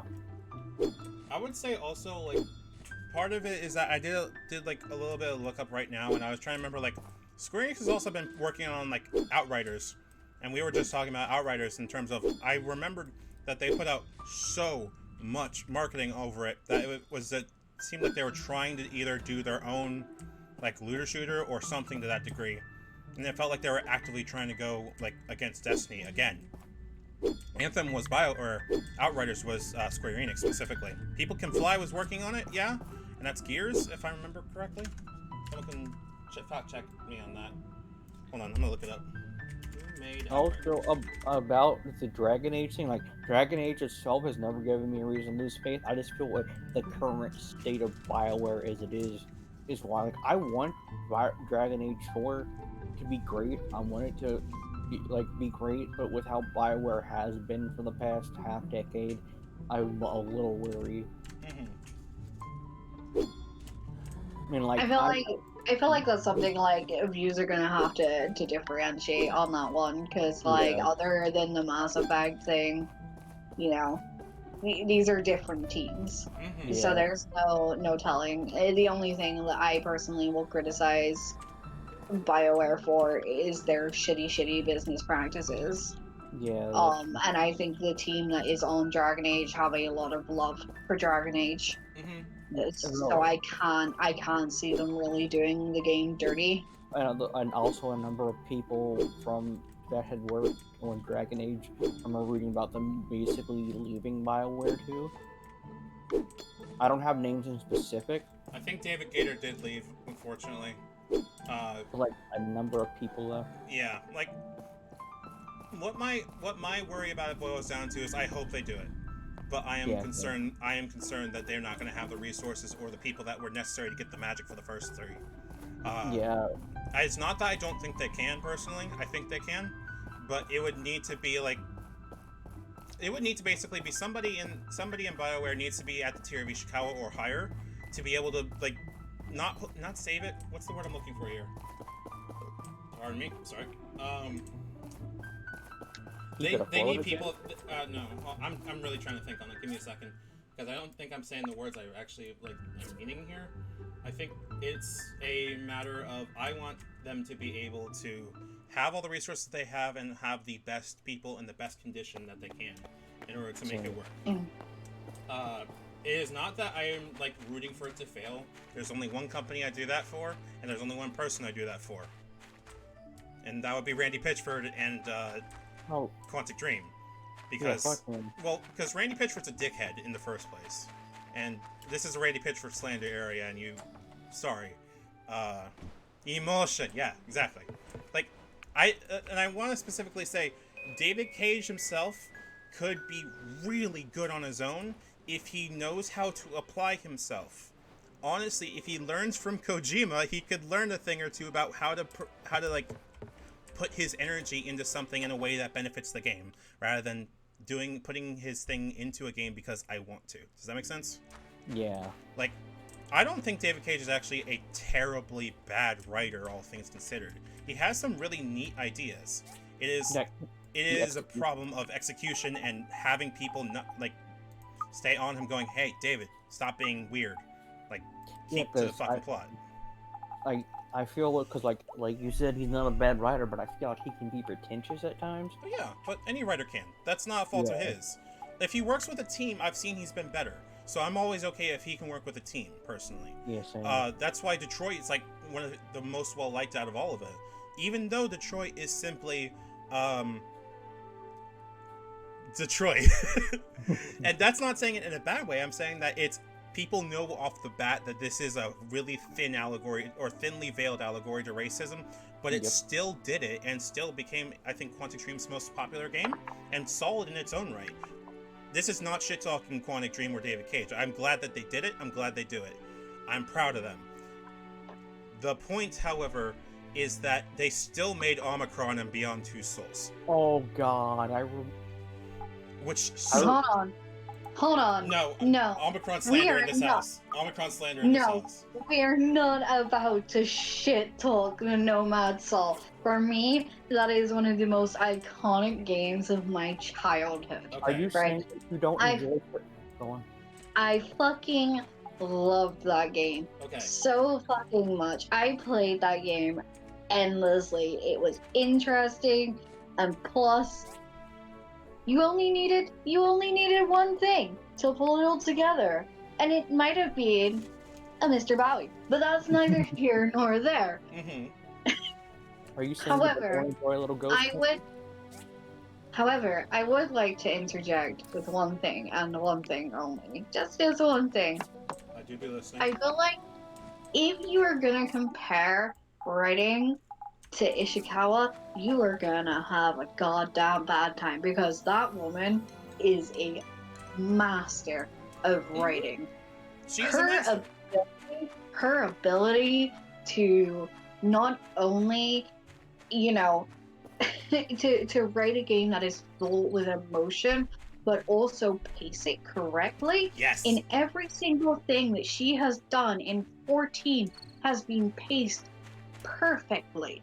It has tugged on the right amount of heartstrings. It has not only tugged on those heartstrings and paced it just well enough, it gives you time to process all of the emotions that it just threw at you. It gives you time to think about it. The fact that woman is not working on more projects other than Final Fantasy absolutely astounds me, and I'm very happy that I'm pretty sure she's the writer for Endwalker as well. I think so, yeah. Yeah, she is. She is fucking exceptional. Honestly, like, if I had half the talents that she does in my little finger, I would be ecstatic. It's kind of a shame because, like, I look at Shadowbringers as a story sometimes, and I think I have no idea how they're gonna match that. I think they're not going to be able to, but that's fine because they still managed to put out Shadowbringers. You know what I mean? If they have it as a goal to look up to, and they come close but not quite, it may be a bit disappointing personally, but it's gonna be a thing of they still have Ishikawa as a good writer on board. Does that make sense?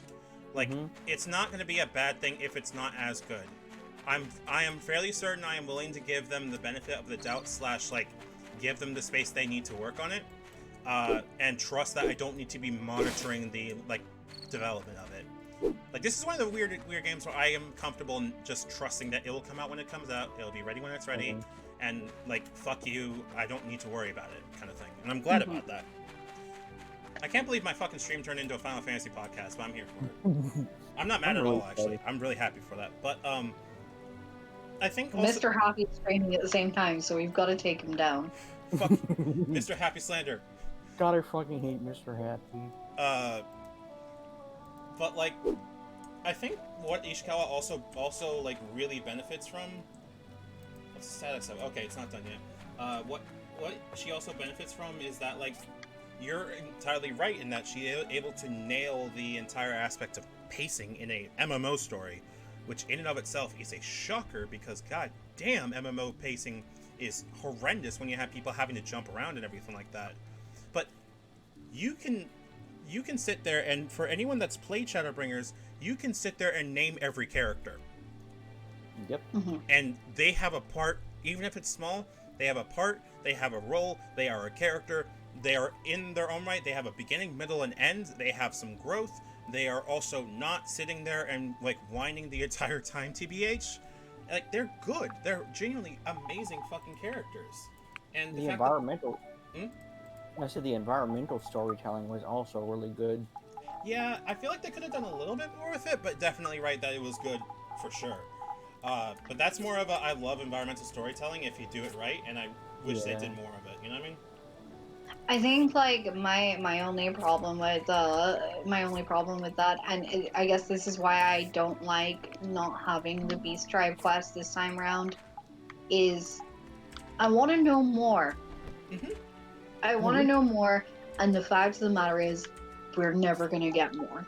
I'm pretty sure, because that's it. The story on the first is done. but there's so much that we don't know. Right. You know, there's whole fucking like civilizations that we know nothing about. You know, and like it to me that kind of disappoints me like a whole lot, because that is my bread and butter. Like that is what I do in real life is history and you know, anthropology, so of course I'm kind of biased towards that, but like I'm sad that we don't get that. That is what I would like to see. And you know, they just don't want piece track, just one little piece track just for me. Just one. Yoshi B, please. I feel like you'd like Oreos, because Oreos is also an anthropologist. His specialty is Sumerian stuff. Like he's made Sumerian beer, I believe. And as I understand it, it slapped, but I didn't get a chance to try any. So. I am also the history buff as well. Like Oreos is really cool. But like part of the thing about it is that like I think that Shadowbringers. I'm gonna try to avoid as many spoilers as I can. Shadowbringers is arguably what I would say people should play 14 for. They should play or they should play like Heavensward and everything, and then they need to play Shadowbringers, because Shadowbringers is like perfect for. Okay, so what's your? Hi. It is like a last quiz. Hi. Kind of Did thing. you discover something new? That should be enough data disks. And the data corruption on the. And it is explicitly meant to be a thing of a culmination, so to speak, of everything you've experienced and more. Where you've sat there and you've experienced all like base game, all of the patches, Heavensward, all the patches, Stormblood, all the patches, and everything has been dialing up. But it's gameplay wise, yes, actually, but not to the same degree, because there's only so much you can really do with an MMO engine when it comes to gameplay. But it does do a lot. It does do a lot in story, and it does do a lot in. Hey. What's the word I would put it with? Good to see you. I've got a... What type of material? Nothing out of this world. Sea urchins? Just some okay, sure, Great. Remember, though... I'll go punch some sea urchins. Gameplay-wise, I'd definitely say yes, it is a culmination, but less of gameplay and more of story beats and how it treats the player. Yeah. I think it just slaps overall, even in its own right. Like, if they had stopped making expansions after Shadowbringers, and they just did patch notes to finish the story period, that's it, we're done, we're moving on, I would be fine. I would be sad, but I would be fine with it. I'm okay that we're not, we're getting Endwalker, but I feel like we're at a weird point where I was so satisfied with Shadowbringers and all the patches with it that I feel like we don't need it to have Endwalker. I think it's great that we do. I think it's great that we're getting it, but I'm not gonna sit here and where do I get sea urchins, by the way? I'm looking for spines. Right? They are they're down by other direction. Oh right, So they're the opposite fishing place, right. I'll be right back. Okay. Like Shadowbringers, as much as I like, how do I put this? As much as I shit on the mechanics for 14, as much as I like have all the complaints about, dude, I want to be a fucking rogue, I want to do all this kind of shit, I still sat there and went, fuck all of my complaints. I'm going to go get Gunbreaker, level that shit to 80, go through Shadowbringers, because this is what my character would do, and it matters. And I felt every single step of that I was doing the right thing. As a gameplay and as the nice balance between gameplay and story, like, not segregation, what's the word? What is the opposite of segregation? Gameplay, it's a trope. Gameplay and segregation, I have to look it up. It's one of the tropes where basically integration, thank you. Where they did such a good job with it, even if it's like scuffed in some regards, that like I'm proud of how well they did it, and I'm proud to have been part of it. Does that make sense? Like, I know I'm rambling a lot about this game, but it's because it genuinely, like, even if I don't play it nearly as much as I used to, it is arguably one of my favorite games of all time because of this single expansion. Because it coalesced every reason why I love this game, and love its community, and love everyone that plays it. With the exception being Soulja.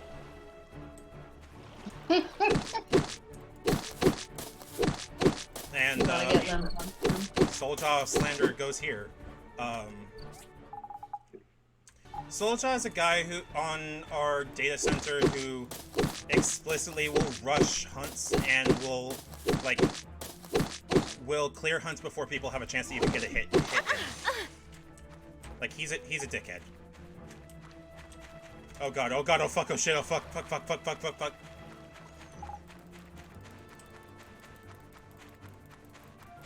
Yeah, he's a power gamer, but effectively. Nope. It's not that nobody likes him, he's just a... Yeah. He is explicitly someone that a lot of people have a lot of bad problems with, and for good reason, because he basically killed the hunt community on our data center. Because he just deadass got to things way before other people did, because he had people that were literally able to, like, on first glance, tell when hunts were popping, and he went, okay, cool. And he and his friends went there, killed the hunt before anyone could actually pull the hunt. All my homies hate Soulja. You know, it's kind of a weird one, because, like, he's actually not that bad to speak to. But the way that, like, the hunt trains work now is like that, literally. You know, hunt trains. So, like, the hunt community has changed for that, which is pretty rad. It's definitely a better way of doing it. Yeah. But I would like the ability to actually do hunts, you know? Mm-hmm. I mean, you can now. I suppose. It's because what they do now is they basically track all of the hunts and then go and basically queue up a train. Neat. I don't want to do this. That's where I run this pig around. Oh, I have to, I guess. This wheat's bigger than I am. Why? Oh, you know. I don't know. Oh, you know. Yeah, I always thought things like that should be instanced or designed in a way they can't speed through them. I mean... Yes, but also I don't know if 14's built for that, sadly. I'm not the kind of person that likes doing world bosses, personally. I find that if I'm getting involved in something that's way bigger than my character, I start, like, not caring. Because I'm just randomly hitting buttons to make sparkles happen, and that doesn't really get me involved. I feel like there's definitely a better way that they could have, like, implemented hunts within, you know, how they are now. Yeah. So, I'm inclined to agree. Hey, Dev. Get in call. Dev! Hi! We've been having a podcast about 14 for, like, the last hour and a half. Fair enough.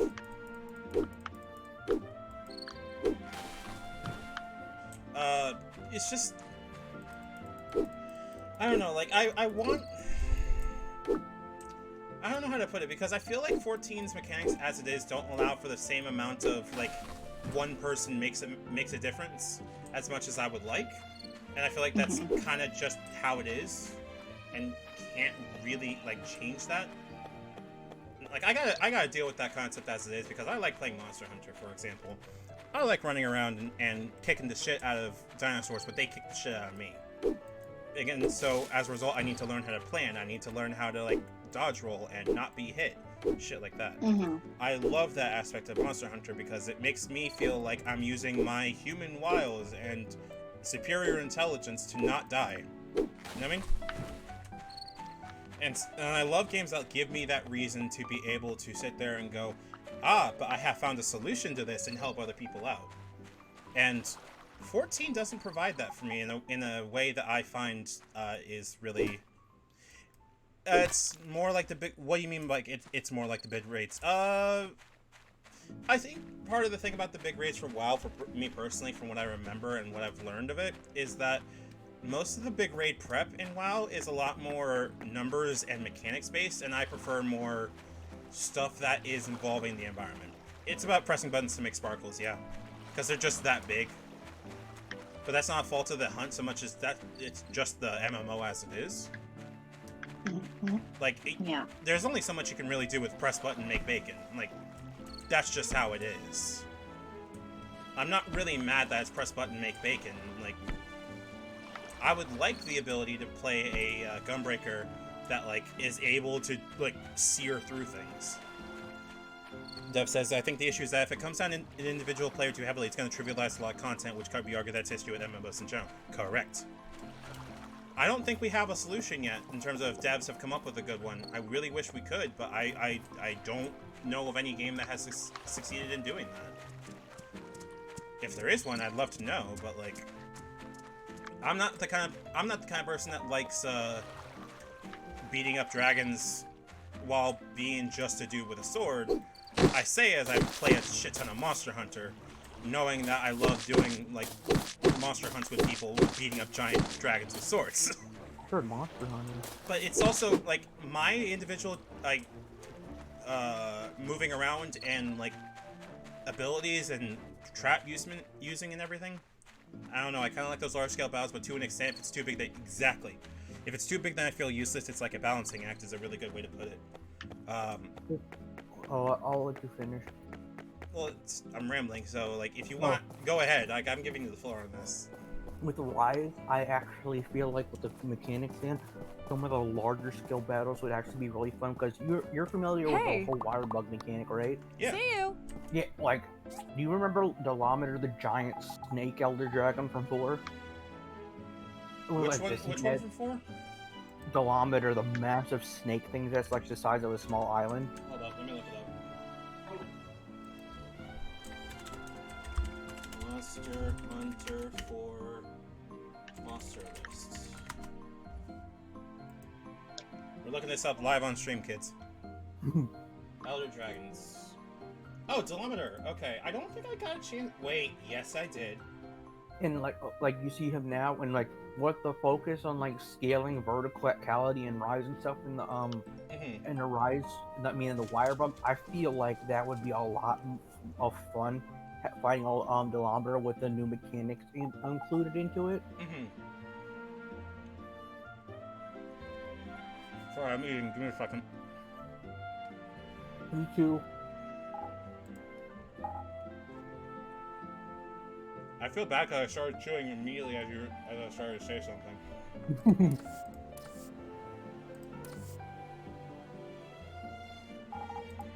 I think large-scale battles are definitely, I enjoy them. I think 14 has an interesting way of doing them, stuff like Delubrum and, like, their 24-man raids and stuff. Like, okay, they might not be as big as, I knew I could count you know, on the you. ones you get in WoW. But they're fun. It's fun to be in a position where you're working with other people. Yep, and doing unique mechanics for it rather than just rotations, you know what I mean? Goodbye. Yeah. Like, my thing is, I think what makes large-scale shit work is that players have clearly defined roles. That way you can actually see what... Yes, I agree with that. Large-scale battles, but there's a point where it's ridiculous and don't matter as much as you might. Yep, exactly. I know personally, I see the appeal of 24-mans in terms of having 3 groups of 8 doing mechanics and everything like that, but I vastly prefer if you can get 3 groups of 8 to solve puzzles rather than 3 groups of 8 to just throw numbers at numbers. Because that makes the 3 groups feel more, you know, cohesive and more like they've put their heads together and done things. And I think that's less of a fault with the way that MMOs are designed so much as MMOs aren't built for puzzles. Yeah, unique mechanics also really make it. Like, MMOs aren't built for puzzles, unfortunately. Once someone's done the puzzle, they've done the puzzle, and they're going to remember how to do the puzzle no matter what. But if you can give me a game that allows people to have unique puzzles or, like, to do puzzles in general, I think that's a good game in that regard. And just give me more games that do that, you know? Mist Online cries. Yeah, I know. That's why I have a minor fascination with ARGs, because that's group MMO puzzling. Honestly, I'll harken back to a game which is objectively not great by today's standards, but like in Final Fantasy XI, a lot of your damage came from timing weapon skills with other players. Yes. As I understand it, like, I played a little bit of Final Fantasy XI, but I thought it was really cool that you could not walk outside without a party. Like, that was a thing of, dude, the world is dangerous and you're one person. You do not have self-heals, you have things like that, pay attention.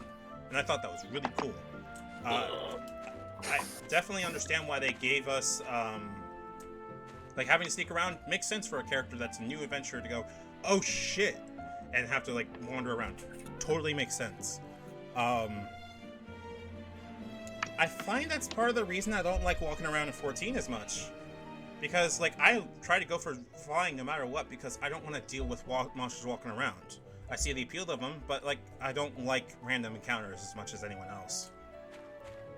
Be right back, says Oreos. Okay. But if you give me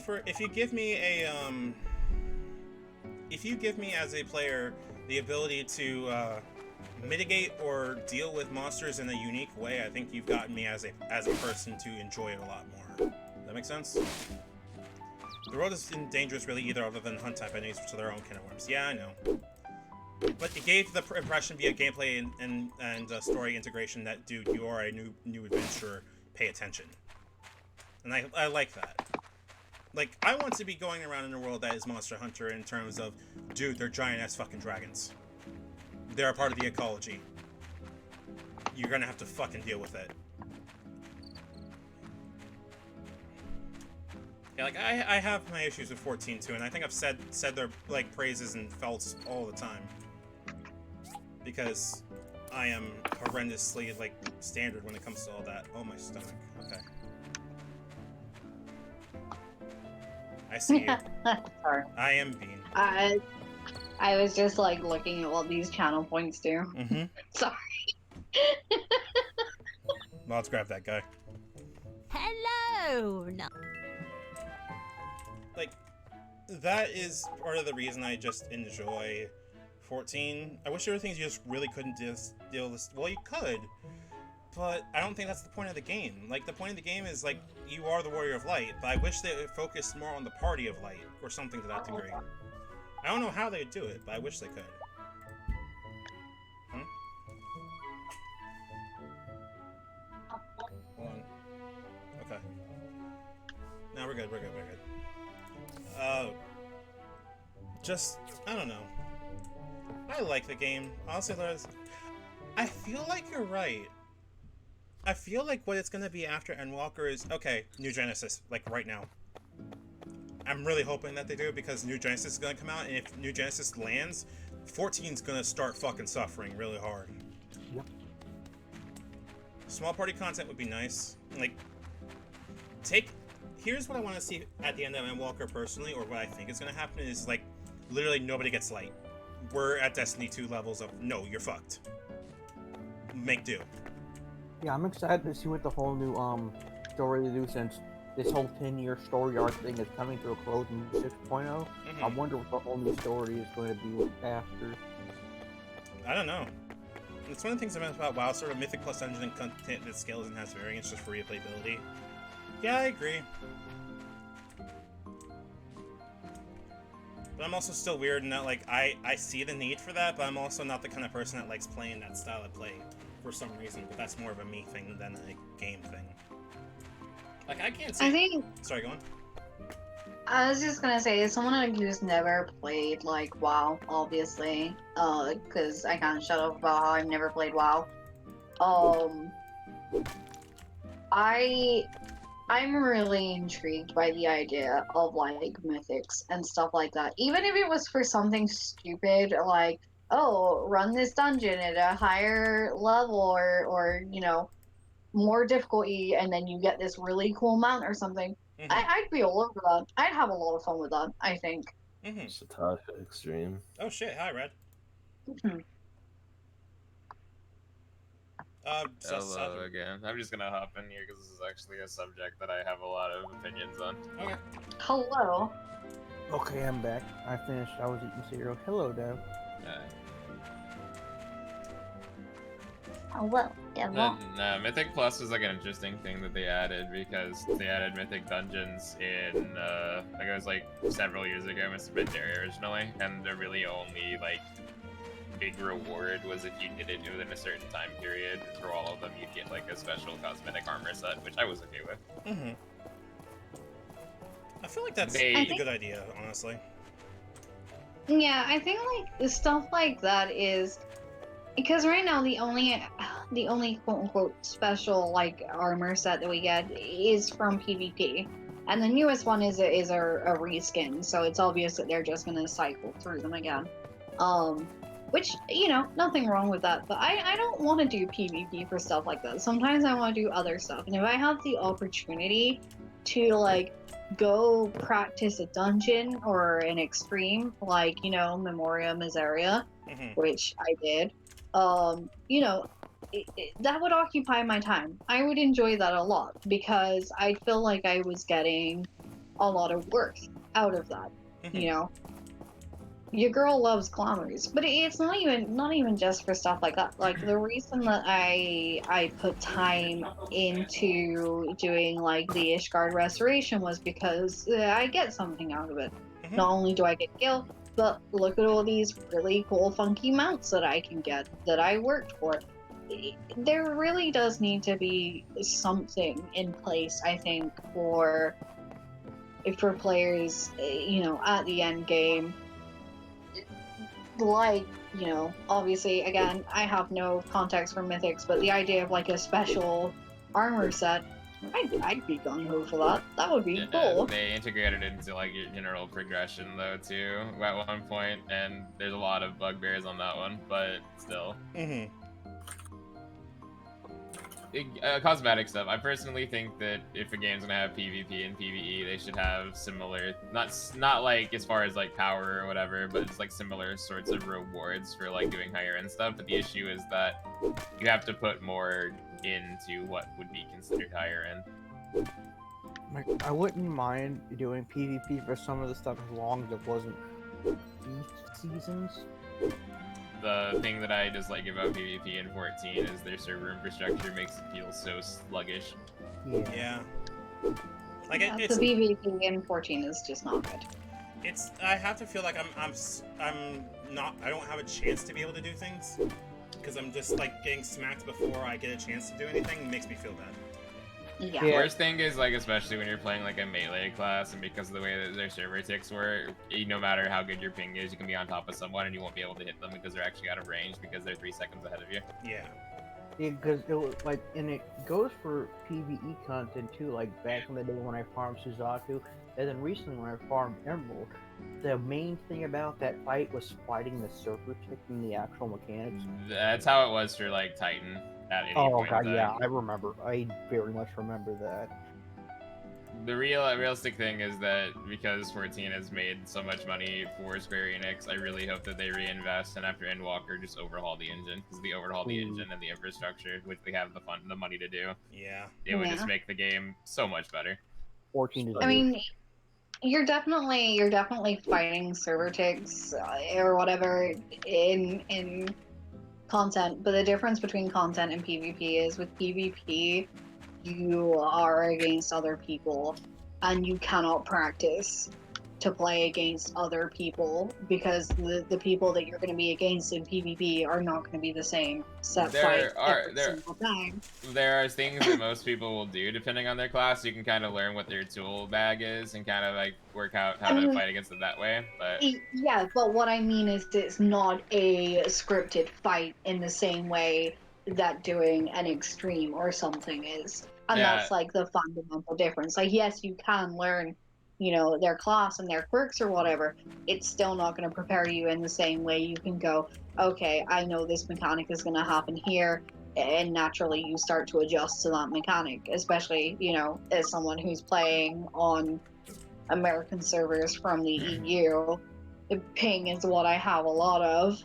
That's one of the things I actually like about PvP content and like MMOs and everything, because like things aren't scripted, but people will tend to do the same things if they're on the same class, and so then you have to just be thinking like a step ahead of them. Like, are they going to actually do that, or are they going to fake you out? Okay, see, I don't have the brain power for that. I don't have the brain and the willpower, especially not since I don't like the way PvP works now with the way they've sort of condensed everything. I like the old PvP, which wasn't really spectacularly great either. It was terribly but, imbalanced, but yes.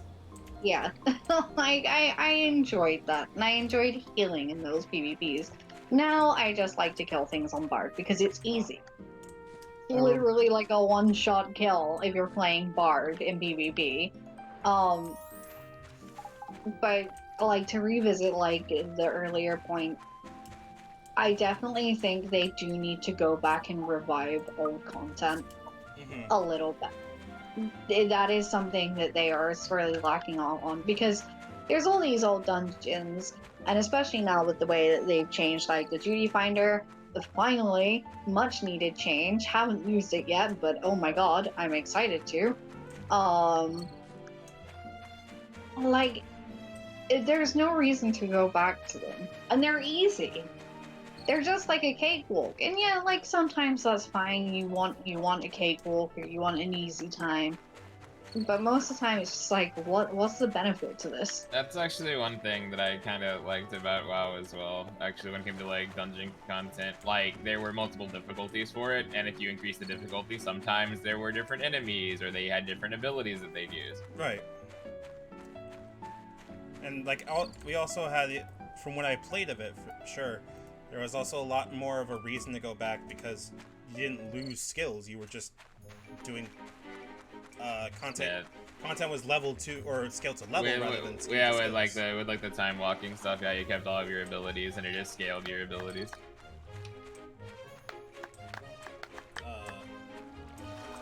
Who do I talk to for the fishing contest? There's like the chair. It's like in front of the chair. Did you get the stupid sexy caterpillars from the Did you buy them from Sophie's store? The farm? No, I just had One. Walk between to your right. Ah, I see. One thing I would really love a dungeon that I feel like really needs a hard mode, so I want to know more about it, was Dusk Vigil from Heaven's Ward. I could deal with that, yeah. I think one of the funniest things to me also is like some of the like terrible dungeons from Realm Reborn were just weird things that were put in 1.0 and they never explained any of the lore behind them. Yeah. Like what was it? Zamael Darkhold and Normbale. No, not Normbale they explained for the most part, Oh, yeah, but it was Thousand Miles of Todorak because all the Magitech there was put by Garleans and they never said why. Yeah, exactly. Like, what were they doing here? Oh, we don't. They just randomly placed that shit there. You don't know, Smiles. Like, I like when they let players also discover things about it, or like make up its own lore kind of thing. Yeah. As much as I give Warframe some shit, like I love that Warframe is one of those games that like explicitly goes, hey, so this Warframe was developed by the community kind of thing. The thing about that though is like I understand that and I'm totally okay with like figure the lore out yourself. Fucking I'm a Dark Souls playing head ass, but there's also a point where like the game has basically played everything out and told you all of this stuff, so why is it not doing it now? Yeah, there's like, I feel like there isn't like anything you can look around and like piece together what they were doing here. Literally just, hey, there's some magic tech here, that's blocking your way. Which if it wasn't like said that something that was put there for whatever reason, that would be okay. Which like it's just here, accept it. Sure, got it. How do I buy more caterpillars? Are you out of You caterpillars? have to buy them from the ranch store. So you're gonna have to wait until the fishing day's over, probably. Yep. Actually, you might not. It might be open if you run all the way over to the farm. I literally cannot leave. Oh, you're in the. Oh, you can leave in 50 seconds.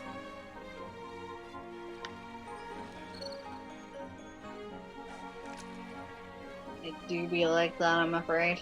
That's fine. Yeah, I won already. I don't care. Yeah, that'll mean you'll get like 20 badges in. Yeah, you want to do that like multiple times. You won't be able to get everything the first year, I don't think. The second year, you should be able to get everything. Yeah. Back Julia says hi, what I missed. Mostly fishing. Nothing Yeah, like too bad. Repeated over and over. No. I can only use caterpillars as lures, unfortunately. Stupid, sexy caterpillar. Oh my god, shut up about caterpillars. Caterpillar. Hanging on the hook. What are you gonna do? Eat me? I fucking won. Yes, sir. Bacon rolls. Yes, sir. Honestly, those foods that you get are actually really good. Oh, I can do it It's multiple like times. percentage based. Hold on, I can do it multiple times. Yeah, a you day? do it. You can do it up to 3 times a day if you have your Oh, fuck this. Let's go time. get some fucking. Hold up. Let's go get some fucking. Oh, I can I sell the fish too? I can. Yeah, you can. Keep a hold of like one of each of the emperor kind fish. You'll want to give them to the museum, I think. If you want me to buy your game, let me fish in it. Yeah, TBH. Like I like one- games where they. Oh, sorry, Dev. Oh, it's okay. I was gonna say one thing though is if you want to make sure you have enough time. I'm not sure if you've done it, but in the options you can turn the game time down to 50%, so it moves. Oh faster. shit, I That's forgot slower. about that, yeah. I can Oh, do really? what? You can turn the time, the way the time goes down. You can Shut reduce up. it by 50%. Yeah. Okay, that is really nice. Just having that the option to do that, I like that. Yeah, so basically what I tend to do whenever I'm playing it is I turn the game down while I'm running around and doing stuff, and then if I run out of stamina and I can't go to the restaurant to get stamina back, I just like put a chair down in my yard, I sit there and I turn my game speed back up to like 100% and get like a little bit more stamina and go out. That is really cool. That's really neat. I like that. Like, I genuinely like that because I usually find like I have to be fighting against the time most of the time. But this makes make a lot more sense. Once you turn the time down like that, you'll have some days where it's just like, I've used all my stamina, everything is good, I can just sit here in my yard and watch my furnaces work. Does that also affect your furnace times? It makes it slower because it's based off of how much time passes on the Okay, clock. so it sounds like ticks, basically. It's ticks, yes. You know, I'm As okay with that. I'm okay with that. As opposed to being like a minute every like half second, it's now like a minute a second. Like, that's really cool that they add that in there, and that also it's like not necessarily they have a upper limit of like you can only turn it down to like 50%, which I think makes sense. That's really neat, actually. I like that. It's a good Yeah, it feature. gives you more leeway on spending all of your stamina, so you don't feel like you're so pressured. Fish. That's a lot of money. The Fisher is one of the best ways to make money. More time games like this should do that. Yes, agree. Like, I think it's really fucking cool that it does it this way. Portia actually did a pretty good job of listening to feedback from players, which is very nice considering they are a small indie company out of China. Yeah. I find that most of the like indie Chinese companies are really good when it comes to like listening to devs and everything like that. Yeah, no, they actually even listen to Western feedback, which is unfortunately kind of rare for Eastern companies. Alright, how many of these should I get? You can use like, I think it's like, honestly, I just buy like... I'm gonna get 50. Yeah, 50 would be a good place to start since you don't have a huge amount of money. Yeah, and you want to pay attention to the market price as well. Yep. So sometimes it'll reach like 130, but I wouldn't hold out for it. Yeah, once it gets like too close to or a little over 100, just sell everything. Hold on to stuff if you can. Yeah, I'm really impressed that they have the time mechanic, honestly, because like, if they had communicated that to me, that would have been like really nice. Because if they even had just gone like, hey, in case you're worried that you're like fighting the time, just turn down the time somehow, and just have that take care of itself, I feel like that'd be really neat. And like really yeah, it was something that they patched in because people said the time was too fast, and then it just never got conveyed outside of patch notes. Yeah, they should have, TBH. But I'm glad they did it. Like, it feels a lot better to be able to play it this way. Fuck. Yeah, with the time turned down like that tomorrow for the second day of the fishing day. Oh yeah, there is fishing day on tomorrow, so let's just do... Yeah, so if you run over to there like as fast as possible and get there before it actually starts, and you just do it, you can manage to get 3 in before the fishing day ends. Oh, I'm pulling it too early. I'm done. Fellas, what's your favorite fishing game or fishing mini game in a game? This one. I'm trying to think. There's a lot of fishing mini games. Ocean fishing is pretty swell. I actually kind of really do like the ocean fishing in 14. I don't know why. I don't know what the ocean fishing is like, TBH. It's like normal fishing, but fast, and with mechanics of you get to make the different fish pop up. You bitch. You bitch. You bitch. And you get to see different areas of like the game in different ways, which is pretty cool. And you're on a big boat. I kind of also, like, weirdly, I guess, like the fishing in Final Fantasy 15. I feel like the fishing in 15 was cool, but I feel like it was a little too complex for its own good. Does that make sense? Like, 15's like mechanics I liked that they included in it, but I felt like it was kind of shoehorned in, weirdly enough.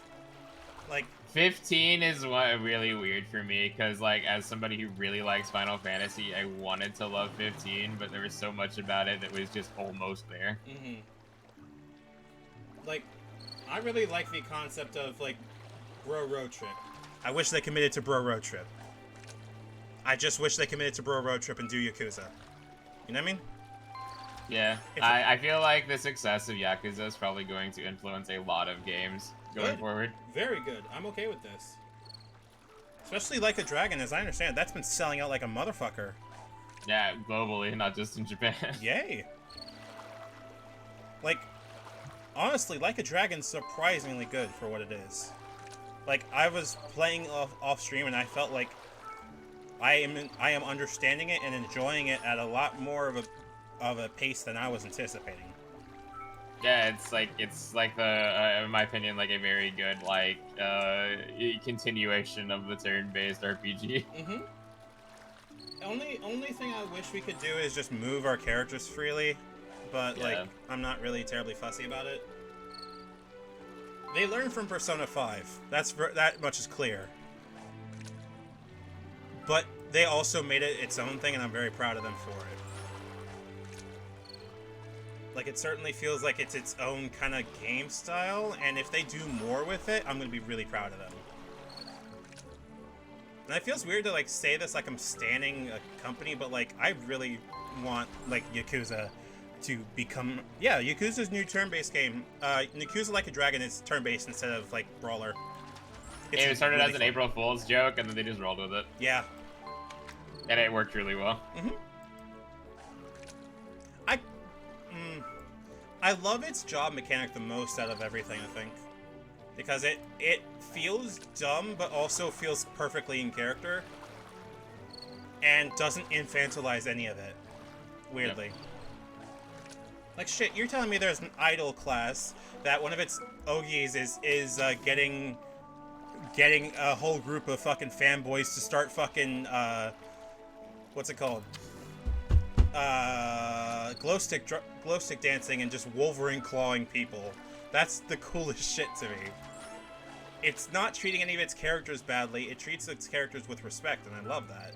I think that's one of the things that I like about Yakuza in general, is something might seem ridiculous and outlandish, but in universe, they're not treating it stupidly. It's literally just like, it's very serious. Yeah.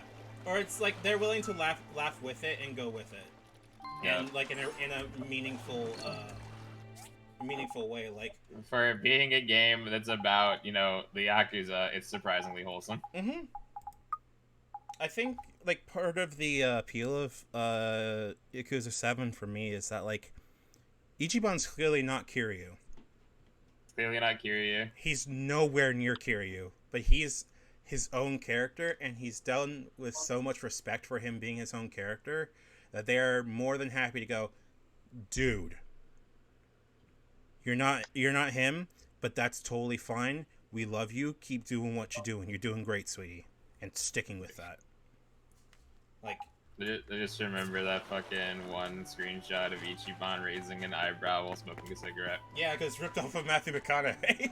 Yep. That's the one I use for, like, anything, honestly. Like, I just love Ichiban, because he's genuinely, like, from the moment you meet him, he's genuinely actually the best boy, I think. And the fact that he's also willing to go, no, fuck you, and not just, like, quietly, like, run with things like Kiryu has a tendency to do. Even if Kiryu is, sadly, like, his own kind of character, Kiryu's more of a quiet Kenshiro type, and Ichiban's like, nah, fuck that. I'm gonna do dumb shit too, it's fine. Kiryu's old school, Ichiban's new school. Yeah, and also Ichiban respects the old school too. Yeah. And I think that's incredibly important too. Even though, again, the game makes no hesitation in canon to go, okay, but, dude, they're still assholes. Don't idolize these people. Which feels weird, but also, like, completely understandable. Yeah. And so, I mean, I guess technically, isn't Yakuza put out by Sega? Yep. That's why Yakuza showed up in Persona 5. Yeah, I was gonna say, that's why, because, like, Atlas is owned by Sega, so. Yep. Which is a good fucking choice for them. Also, while we're on the topic of Persona 5, goddamn, Persona 5 slander, yes. All my homies are getting tired with Persona. I really like Persona, but I have yet to play Persona 5, and I probably will at some point if it ever comes to PC. But to be honest, Persona has the issue where, like, it improves some things with every installment, but some of its other issues just kind of keep getting exacerbated. Stares at Hoshino still being present. Yeah, basically. I feel so, like, frustrated because okay, so the main director for the series, Oreos, his name is not Oreos, thankfully. Ninth of the Day is Day of Bright Sun, yeah, I know. And Research Furnace, good. The main director, Hoshino, is someone who is unironically really old school when it comes to a lot of LGBTQ stuff. Sorry for interrupting you for a second. Make as many of the silver furnaces as you possibly can, and by that I mean try to make like up to 6. You're gonna need them because you're gonna need a lot of carbon steel. Yep. Lucia told me. Yeah. It is a thing of, like, the games as they've been going on have been aggressively trying to handle LGBT stuff, and I'm glad that they are, but they're not doing it and committing to it. Does that make sense? Like, all the LGBTQ people in Persona 4, for example. Hi, so Dr. you're Zhu. the new builder in town. I heard your health is the most important thing in life, right? Dialogue. Good. But still, eat some healthy food. Oh, perhaps you don't have any... Yeah, I'll make some research center stuff. Give me a second. Like, Yosuke should have been fucking, like, able to say, hey, points fingers together, will you please... They're half-assing it, and it feels bad, because it feels like they shouldn't be half-assing a thing like this. Because there's no reason for them to half-ass, like, treating their characters with respect, and it feels like they're not. Yeah, hopefully newer installments will possibly be better in that regard, considering just general, like, the political landscape in Japan shifting a bit. And I love that that's happening, but I'm also not gonna hold my breath. Yeah. Which really sucks, because I want there to be, like, a way better representation of LGBT characters in here. Like, because we've had, like, other settings and series that have explicitly gone in and gone, no, you're cool. Like, no, I mean, no shit, weirdly, you're cool. Weirdly enough, I guess I can actually say this, because, like, Gull's been playing it. There are characters that are in, like, the Trails of series that are explicitly bi and or gay. Fuck yeah. And I think that's part of the problem with Persona 5, is that, like, it doesn't want to commit to it. Yeah. Like, Naoto could have been a really good character, for example, of, yeah, fuck the Japanese way it's handling gender roles, so Naoto says, fuck that, and reps as a guy. They could have gone one step further and said Naoto's trans, that's it. And they could have, but they didn't. All it could have taken would be, like, 1 or 2 lines. Yeah. And it pissed me off even more that they made a choice that you could give to Naoto to dress in girls' clothes. That pissed me off to no end, because it's clear that the writing implies that she's uncomfortable as hell with it. She does not like you to doing it, and, like, why would you give that a choice? One of those things where it's like you can tell that the head writer definitely forced the sub-writers to do that. It's weird that a game that centered around psychoanalysis can't commit to this. There's a good reason for it. It's because Hoshino's a fucking hack. I wouldn't say hack. That's not true. too conservative, traditional, and in values. I feel like that's probably the best way to put it. Is that like Hoshino is someone that definitely has what definitely feels like a lot of conservative values about it, but it feels like at the same time he's trying to, in his words or in his assumed words, cater to the LGBTQ. You know what I mean? Said with all the sarcasm. It's literally like one of the it's like oh yeah, you take your grandpa from the South trying to understand. Yeah, and I'm glad he's trying to understand, but dude, other people have been doing it better. Has struggled with empathy. It's literally one of those things where it's like, look, your overall writing isn't bad, but for stuff like this, pass it over to one of your younger writers. Yep. Hey! Like, goodbye! It would be a very nice thing, for example, to sit there and go, have other games that can handle this kind of concept nicely. Where, like, there have been games that have been in the vein of... Are you fucking serious? Hold on. How'd that fish get away from me? What's happening?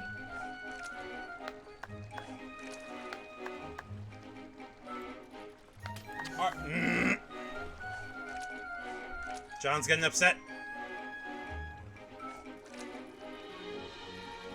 Never mind. Okay, we're good. We're back on the field. Just like... Just remember, you can kind of like pulse it. If you don't keep holding it down, you'll make the circle drop. That's how you can get to the really big fish. It's just you have to like kind of keep the cursor over the fish, but don't reel it in all the time.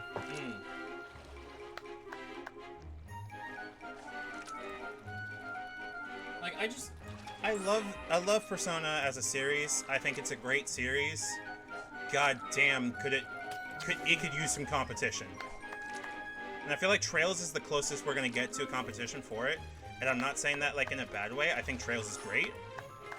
But we need more JRPGs that actively go and handle the same kind of concepts. Like, have psychoanalysis JRPGs. Have games that like explicitly dive into this. And I agree. It's just that a lot of times, like, the big budget companies don't want to try and compete because they're just like, it'll just flop. They don't want to take the investment risk. That's the thing. I know, it's just like the business side of things. Because once again, just like in the West, investors and stuff are very much like, why would we do this? Other companies do this better. Yes. Like I'm less like patient when it, oh, I got it. Sweet. I don't know, like, part of the entire frustration I have with the Persona series is that, like, every time it does something with its characters, it doesn't commit as much as I want it to. And I feel like the fandom is able to do it better than the main writers can. Like, there is a writer on AO3 by the name of Hasatobi that does what I think is the canon and epilogue to the entire series, or the entire Persona 5, in a really nice way. Like, their end boss is Haster. And the King in Yellow Haster specifically. And the way they do it is amazing. And it feels completely in character for everybody, isn't taking massive liberties with anything, and genuinely feels like a great ending. Because it's from a fan base that gets it. It's from a fan base that understands it. It's like one of those things where it's like, it's not even that I'm discounting like the writing team's like ability, because admittedly I do like the overarching like themes and stuff that they do have in those games. It's just like one of those things where it's like there's some sort of disconnect somewhere. Yeah. Sometimes it's like blatantly obvious, and other times it's just like much sense. Like, I want there to be a game in this series that is genuinely like willing to just sit there and go, nah, fuck it, we actually like analyzing this like we should. To answer out of Oreos, a lot of Persona stuff is actually at the end of the day cosmic horror. But it's all based off of like usually like something I'm sure to do the like with mental celebrations state. for the Day of the Bright Sun are a bit different in Like Bard. trauma and stuff usually tends to play a big role in how everything is put out there. It's all psychoanalytical stuff. Like, there are other series that handle psychoanalytics really nicely, but I feel like part of the reason the series is held back is, one, high school. I'm sorry, but high school. Stop making your characters be in high school. Honestly, I feel like it would be more interesting to have it college. College, easy. There it is. Like, for real, I feel like Persona 5 would have been received a lot better with its like rebellious kind of things if it was in college.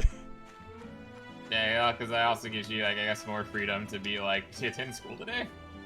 Yeah, and just sitting here going like, because. Let's sit here and understand that there are how many romantic things in Persona 5 specifically that are with adults? I actually don't know. Chihaya, don't name all the character names just in case, because I know it's like the problem with a lot of anime. Yeah, exactly. Yeah, it's an issue with a lot of anime. Like it's for whatever reason making a young character. It's like it's trying to appeal to the very otaku crowd. Like, I wish there was more of a drive to just make adults as characters, and I feel like they're slowly starting to do that, where like all the characters I'm seeing from like really popular stuff are like explicitly adults now, or at least are this side of actual adulthood, which is good. Yeah, that's once again a reason that I like the Trails games, because by the end of it, they're all fucking adults. And they all fucking look it too. Yep. And I'm just still sitting here as a player going like, I'm enjoying all of the Trails games, but I'm having a disconnect where I'm sitting here looking at my Persona 5 going, you could learn from this. You could genuinely do amazing things if you just fucking committed yourself, you know what I mean? It's like one of those things where it's like, please, I understand that you fucking investors are stupid and they always want to make money, but take some risks and you'll make a much better game. I feel like when anime stuff got popular, it started to get stuck in its own trope, yeah.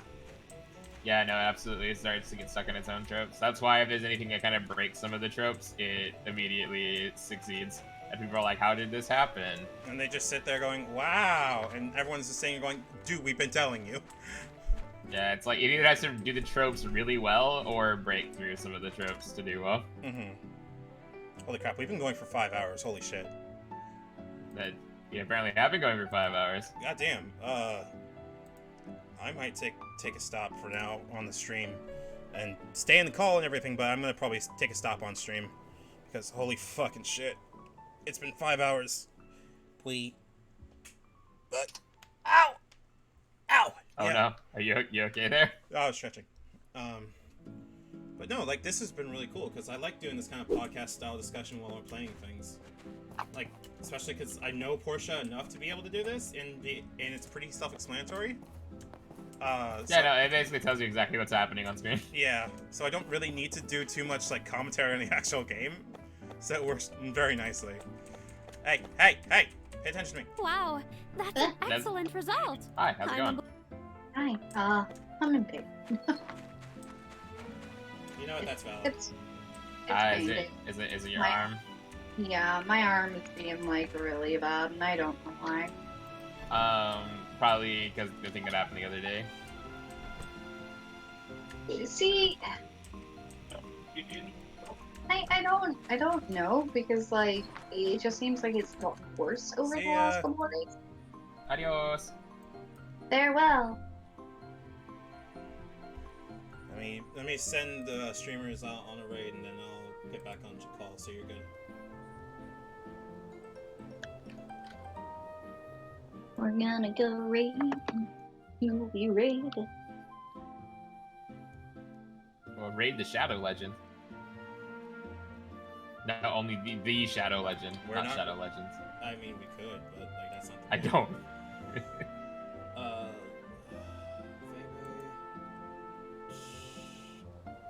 I'm gonna go on actual Twitch, see who's live and who is small group that I can send y'all to. Demolition? Nah, we're not sending you Demolition. Oh, Gianni actually could be cool. Yeah, I'm sending you Gianni.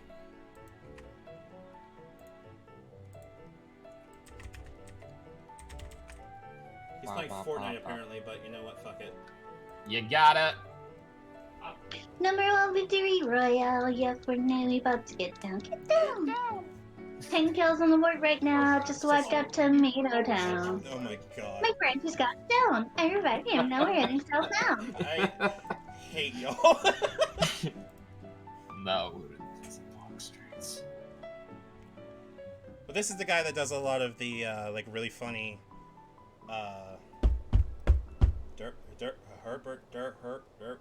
dirt. Yes. I understand entirely. Not what you were trying to say, but the feelings you are feeling at the moment.